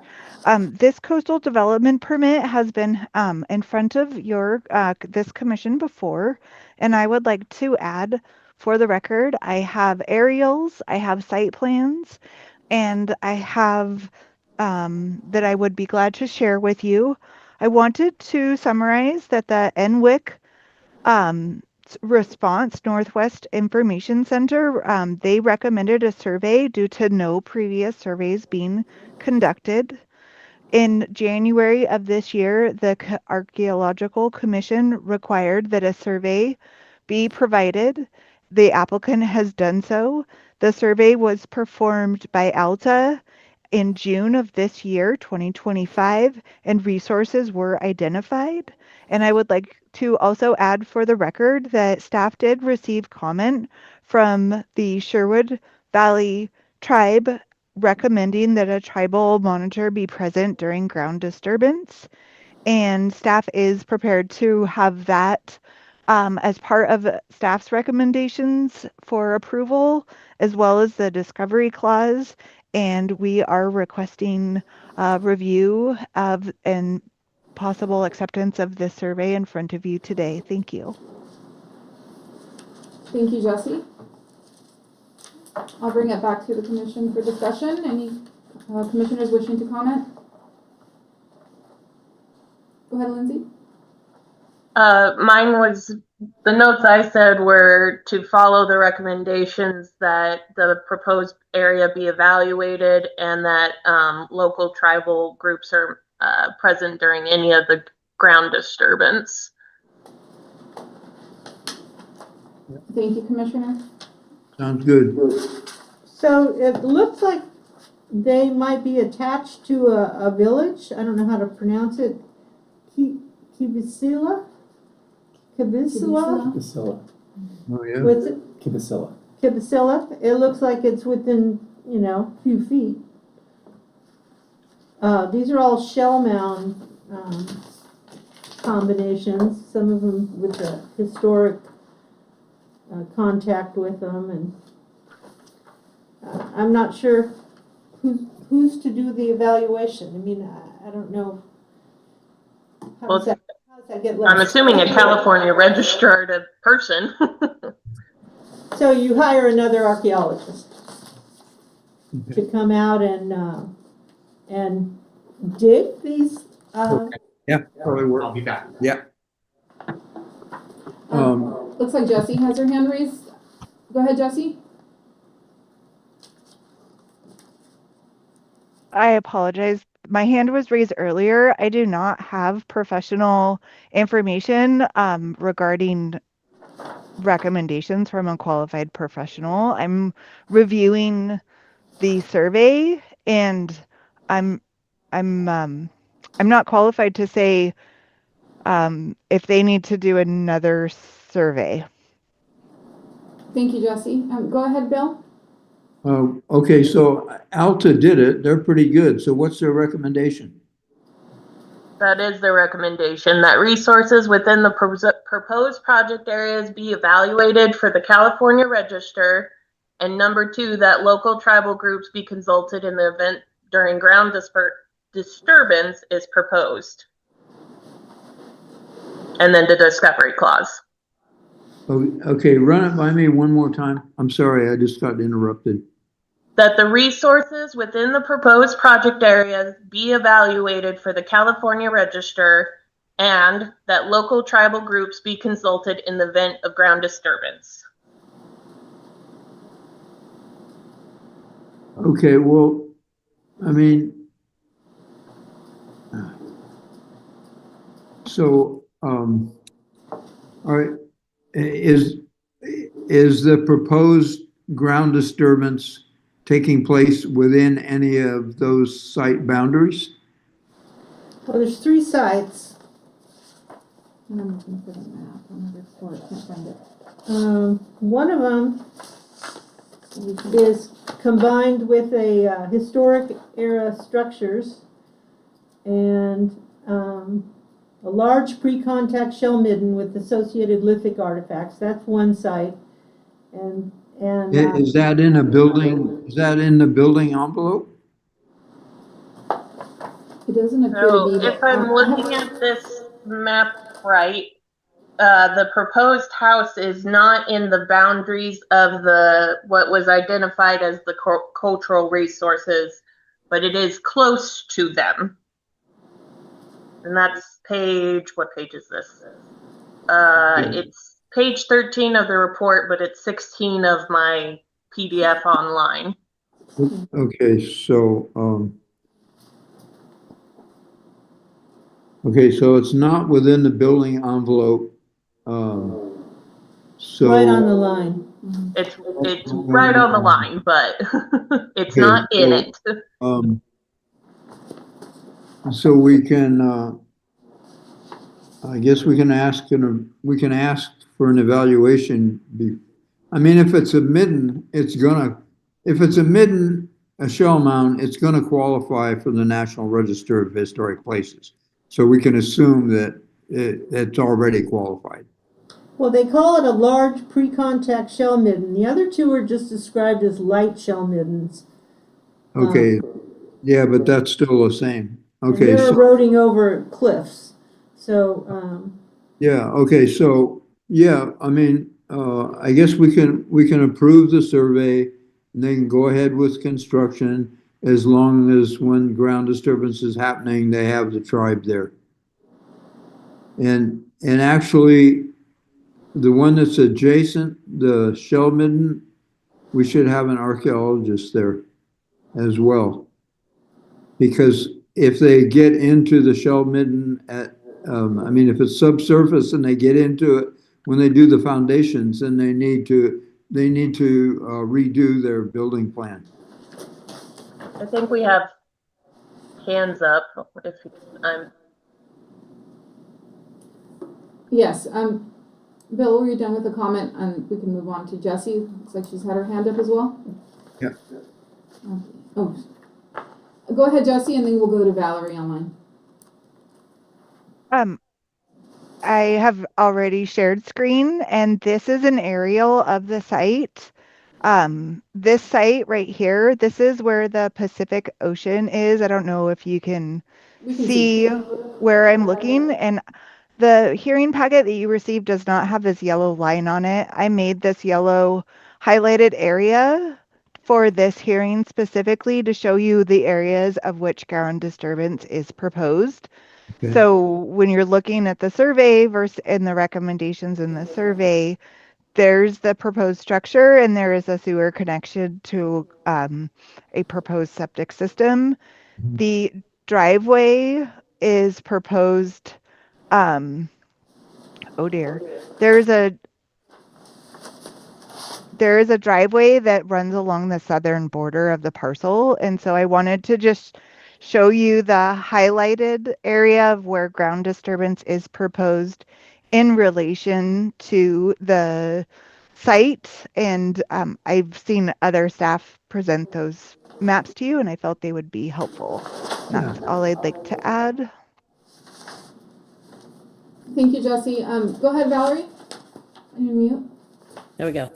I just wanted to add, this is kind of one of the weird things in this process goes. So what the tribe, we already raised our hand and said, you know, we'd like to be out there monitoring. But now having seen this plan, one of the things that we ask for many, many times is that during construction that the workers don't park their vehicles on top of, in this case, midden. You don't get to store your supplies on top of the midden or put porta pots on top of the midden to help keep the site intact. Right. We need total avoidance of in fact, the shell midden should be, and there should be total avoidance with a parameter of, I think it's 100 feet in our ordinance. So there should be no disturbance or within 100 feet of the boundary of the midden. it looks to me like the septic line is going to go right through the middle of the largest shell mount or shell midden. That can't happen. I mean, I'm trying to match up the yellow line she drew with where the sites are located. One of them's really tiny. It's near the bluff. One's not real big, but it's right in the center. But the largest one, like a big giant triangle, follows the property line, and I imagine it could go right out to that historic village, because they just cut it off right where they stopped surveying. But it looks to me like there's a little house drawn right on the edge, but the septic line looks like it would be going right, curling around right through the midden. Can we see the one map with the septic line drawn on it? Not exactly. Is it the site plan that Jesse shared earlier? Yeah, I couldn't tell where Yeah, the she has sites. Stand up over here. What page is that, Jesse? I don't think she included it. I saw it. She didn't include the line, but. So there's a little site right here, and it looks like there's a slightly larger one in here. And then this whole area, from the property line, it's like a big triangle. That's the large midden site. And I'm not sure where is this the house that's proposed? And then it goes, yeah, it looks like it curls right through it. Am I reading that right? I can't really see. It's just something out. Well, here's the. Is it this one? Does she have that? Here's So the it's site. page 6 of the hearing packet that was provided for the hearing is the site plan. That is the same site plan that I'm sharing screen with the exception is that today I highlighted this area of proposed development. So just to clarify, it was page 6 of the hearing packet, and I believe the commissioner is making a very clear interpretation of the different reports. Well, it appears you can't even access the west portion of the parcel without driving through or going through the area. Well, she's talking about this yellow line being like right through the middle. Am I looking at that right? Jesse, what's that yellow line represent? Septic. The yellow line here, can you see my mouse? Yeah. Yeah. Okay, so this area is where the septic system is designed, and just to back up a little bit, this project has been revised. They originally proposed to develop up on this knoll, and due to our visual resources and our protection of our view sheds for the Pacific Ocean, the project is being re-referred out with a new location of the residence. So this is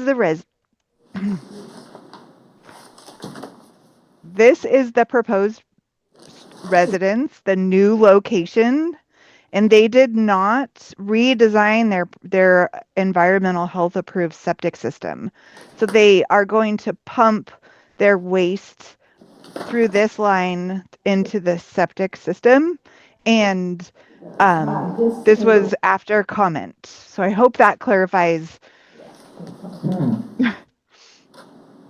the answer. And there is an existing driveway if you were to look right here, and I will go back to the aerial map with a little bit closer. This existing dotted line and this property area, this is an existing driveway, and I would say that their proposed septic system, this is an estimate. I have not measured it, but it's in this area of using an aerial map. So where's the big midden? I'm not qualified to answer that question. Okay, well, somebody needs to. So that's within the hearing packet, and that's within the archaeological survey that is being presented to you today. And so where's the map that shows where the midden is in relationship to the construction zone? it is within your hearing packet, Bill. Mr. Cole, I don't believe I'm able to share that on a publicly recorded document. I believe it is confidential. Bill, okay. It appears to be just east of the development site, but again, we're not able to share it due to the confidentiality. We can't show it to you now because this is a public meeting and it's live. Okay, so the commissioners who are there, they can tell if I mean, they have the resources in front of them. They can tell if the project is impacting the larger midden. Is it or isn't it?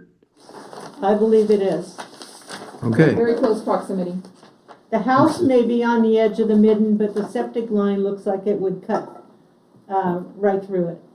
Okay, well then maybe we need to have an archaeologist back out there again and put the boundary, flag the boundary, stake the boundaries of the midden, and then they need to readjust their construction project, their design according to that. We should be able to condition it as well, or to, they will need to redesign or relocate the development to meet a buffer. Yeah. And would that be a 50 or 100-foot buffer? I think our ordinance says 100 feet, which is 30 meters roughly, right? 3 and 3, yeah, 100 feet. 30 meters, yeah. Okay, if we're all in, oh, looks like that's Bill's hand. Any further comments from the commissioners? I don't have any, no. Okay, I'd like the motion to not accept the survey as presented and till the applicant relocates the home away at least from 100-foot buffer from the identified resources. And we resources be flagged. And that the resources be flagged during the project, but eventually they're going to need to bring it back to the commission for approval or review, or do they not, as long as they meet that 100-foot buffer?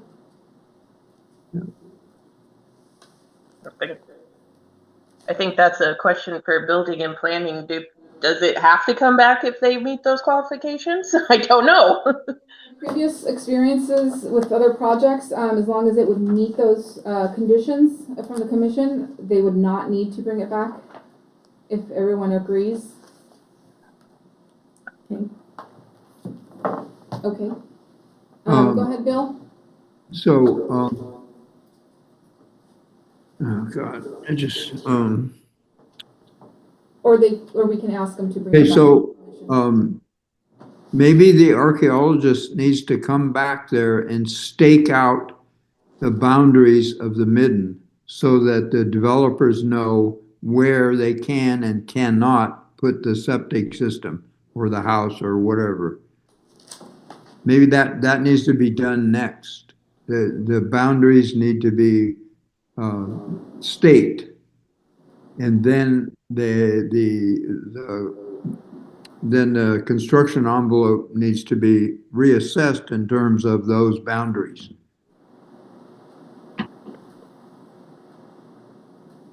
Because if it's a midden, it qualifies, just by the fact that it's a midden, it qualifies for the National Register of Historic Places, just straight off the top.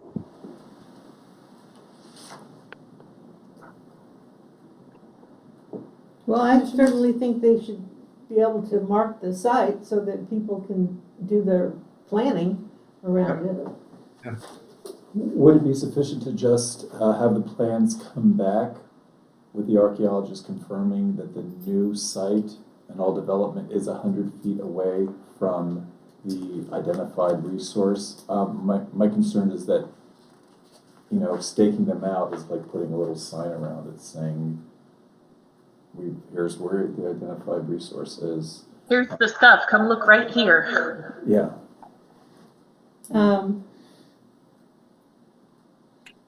So we know where the resources are if the applicant were to identify a new site and it's 100 feet, it is 100 feet in the code. It's 100 feet from the resources. So the location he's got marked on the map, the archaeologist, needs to be correlated with the planning. Correct. Yeah. The location of the development. And maybe it's already specific enough. I just don't, the map I saw of the plan didn't show the archaeological materials. They weren't, you know, superimposed on each other, and that's sort of what they need to do. They need to take the plan and then they need to put what was found on top of it. And maybe there's already enough information Would you be okay with coming back to a date certain Because that's, with an overlay map and then going from there? yeah, although I don't know if it needs to even come back. Yeah. If they're willing to, if the builders are willing to comply with the dimensions of the site and the buffer, I don't know why it would need to come back to us. No? Okay. I mean, I'm not sure what the county laws would be about, but Well, I if the just- condition is to require that all development be 100 feet from the identified site, then we can make that condition. And as long as, and then Jesse can identify, oh, she has a question. Yeah. Wasn't sure who raised their hand first, but go ahead, Bill, and then we'll go to Jesse after Bill. Okay, the library's closing and I've just been given 10 minutes. So I won't be able to do the next two, but I'll vote affirmative for whatever we decide on this one. they're both negative. Let's make a motion then. Go ahead, Jess, it looks like Jesse had a Oh, yeah. quick question or comment. Go ahead, Jesse. Yeah, if we were going to do the next hearing to bring back a proposal, I would recommend that it be the January hearing. For the record, that date is the 14th. second Wednesday is the 14th of January 2026 is my recommendation for the applicant to bring back for a date certain continued. Okay, I'd like to close the discussion and make a motion as what we last discussed with the commissioners is to accept the survey as presented and make a condition of approval for the applicant to remain, or for any development to occur with this project to remain 100 feet away from the identified resources. Yes, Do we have a second? I'll second it. Oh, I wanted to say something. Go ahead, Bill. I mean, we could recommend that the Alta meet with the designer of the project and figure out how to change it and then bring that back. Isn't that, yeah, I think that's what we decided. They'd have to they'd return it back to us in January. Okay. To restate the motion is to not accept the survey as presented and ask the applicant to consult with their archaeologist to redesign or relocate the development to make sure it is 100 feet away from the identified resource. Am I understanding? We are accepting the archaeological part of it though, right? But if they're going to be bringing it back to the commission for review, okay, so they won't have to redesign, or excuse me, assess the area. Well, they still have to redo it, because if they bring it back as is and it goes through the shell mound, we're back to square one. So they have to redevelop, and either we clarify that they redevelop and they're done with the 100-foot buffer and we're done with it, or they have to redesign it and then bring it all back to us anyway. So we're accepting the archaeology. We just need to have the building plans Adjusted. Yes. Adjusted. Yes. Yes. Okay. Bill, did you have an additional comment before we make that final or finalize the motion? Nope. No? Okay. And I know you're short on time, so we'll go ahead and move on to the next item. Sorry, to go back to exactly the vote for item 4D, CDP 2023-0016. And the motion is, I'd like to entertain the motion to accept the survey as presented, however, bring it back to the commission for the January meeting. Need to be aligned. Yeah. For the applicant to consult with their archaeologist and provide the commission with an updated site map showing or avoiding the area of the items that were discovered or identified on site. Do I have a second? Second. Second. Thank you. Second by Commissioner Johnson, and I'll go ahead and take a vote. Commissioner Cole, Affirmative. Commissioner Dick, Yes. Commissioner Johnson, Yes. and staff approves. Now motion carries. Okay. 4-0. Thank you. Alrighty, we're going to move on to item 4E, and that's CDP 2025-0023. Date filed is September 26, 2025. Owner applicant is John A. and Jan D. Sterling. The agent is Kelly Grimes, architect. The request is a coastal development permit to construct a 1,287 square foot single family residence gravel turnaround driveway with 2 parking spaces, ground mounted solar array, a septic system, 100 square foot pump house, a 3,000 gallon water tank, and trenching to connect an existing well and utility box to the residence. The location is 1 mile north of Albion on the west side of State Route Highway 1, 0.7 miles north of its intersection with Albion Little River Road, which is County Road 403. Location is 4320 North Highway 1 in Albion. Parcel number is 123-01028, and the staff planner is Liam, and it looks like we have Liam available online. Before we open this item to discussion, I'd like to open any comments from the members of the public wishing to speak on this item online. Feel free to use your raise hand feature. And I don't see anybody. Okay. And I'm not sure if Bill, are you leaving now? The library is closing, and so I have to leave. Do you have a quorum for this? Yes, we do, if Lindsay's able to. Okay, good. All right, well, thank you, guys. See you next round. Thank you, Bill. Have a good night. So this Thank was you. a You negative. all too. Good job today. Thank you. Okay, and we'll, I don't see any hands raised online. Project planner Liam, would you like to add any comments? No comments, thank you. Thank you, Liam. Negative, negative, though we accept the survey. Okay, Lindsay, any comments?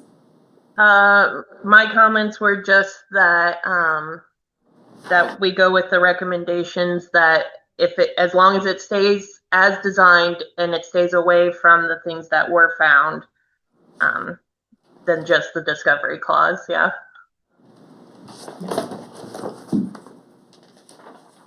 Okay, my review of the report, looks like I would recommend or agree with the report findings and recommend any recommendation as per the report. And the discovery clause. And add with the addition of the discovery clause, which is a standing condition of approval for this project. I'd like to make a motion to accept the survey as presented with the addition of any recommendations from the archaeological report and the discovery clause. Do I have a second? I'll second.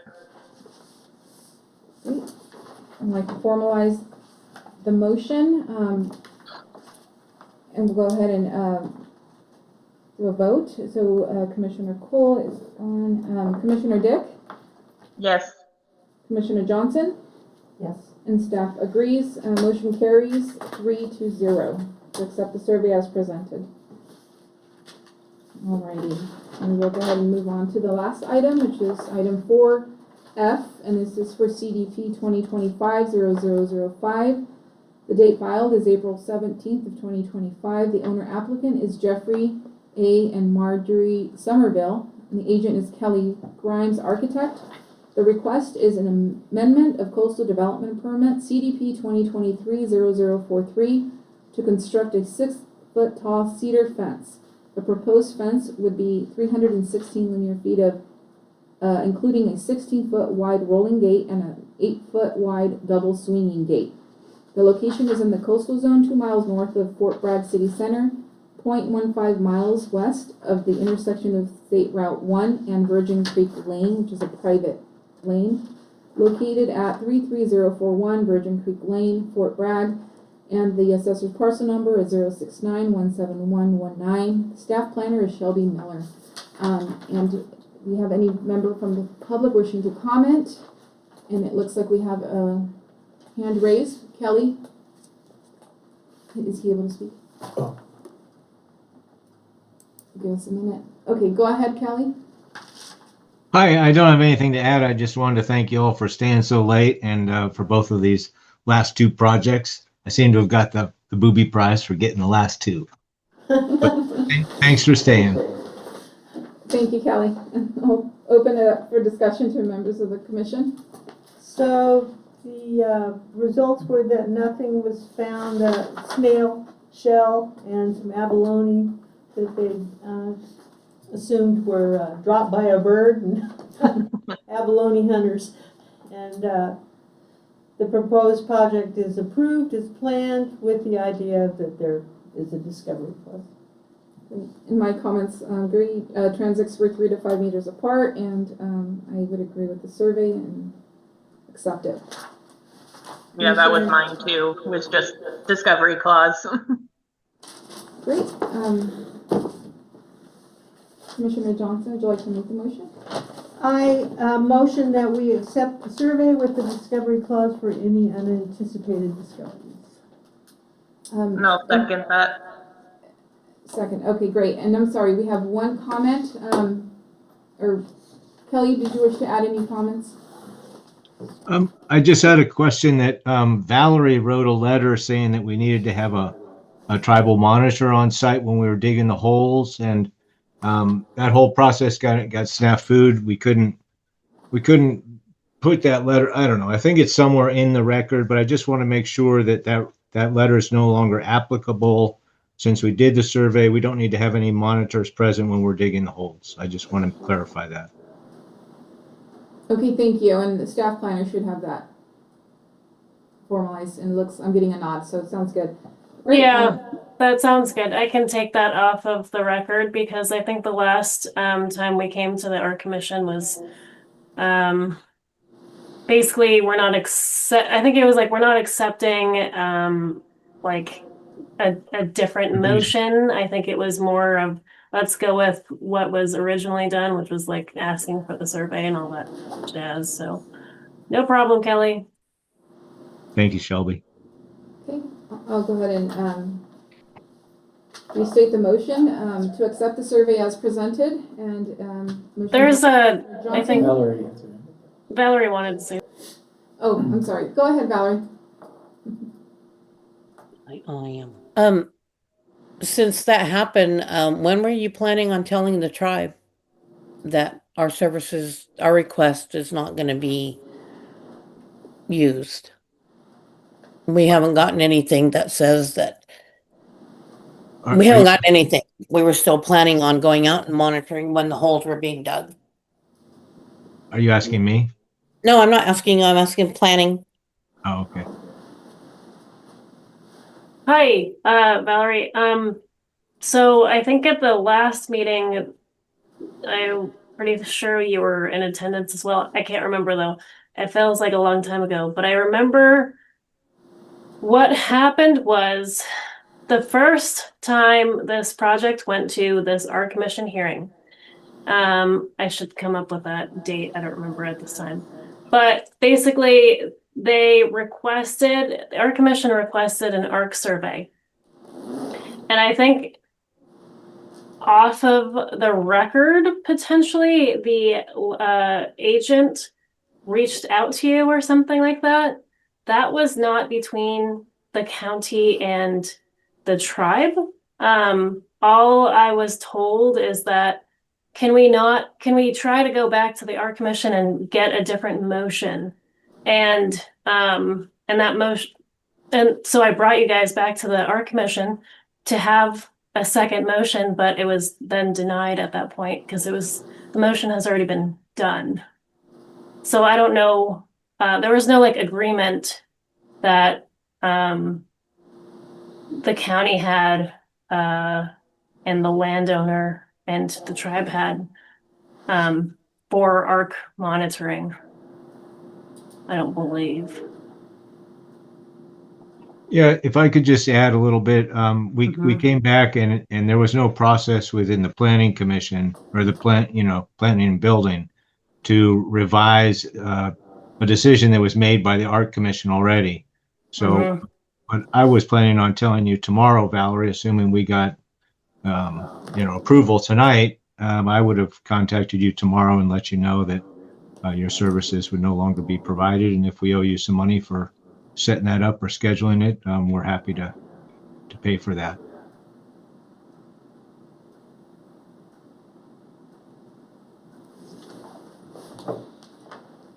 Just for the record, is that something that can be discussed offline between Valerie, the applicant, and or the planner?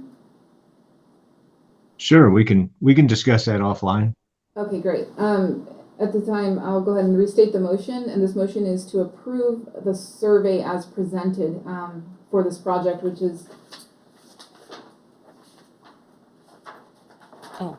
case CDPM 2025-0005. It was motioned by Commissioner Johnson and seconded by Commissioner Dick. I'll go ahead and take a roll call. Commissioner Johnson? Yes. Commissioner Dick?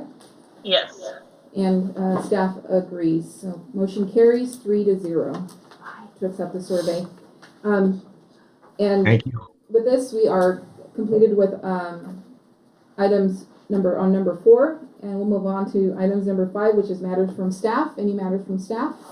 It does not look like we have any matters from staff. Any matters from the commissioners? No. No matters from the commissioners. Matters from any member of the public? And we do have a hand raised, and it looks like it's Valerie. Valerie, go ahead. Yeah, I just have a couple of questions. And for a future meeting, I would like to talk to either have somebody from planning call me, or we talk about the meeting after the facts projects. That somehow just keeps getting missed. People, oh, well, it's after the fact. The work's already done there, and the time to require a survey, like today it was a foundation. Well, they're not going to go dig up the foundation, and we're not asking them to, but here we are again. You're building on a site, and it's okay because you're calling it after the fact. So that was just one of the questions that we had as the tribe. I'd like to have that in a discussion sometime, not today, but next year, I'll say. Thank you. Thank you, Valerie. And with this, I'm going to go ahead and adjourn the meeting at 5:46 p.m. Thank you, everyone. Have a good night. See you next year. Thank you. Happy holidays. Bye. Good night. My dogs are Whew. Thank you so much, Nancy. And I really, really hope you consider staying longer. I hope so. Yeah, well, this is probably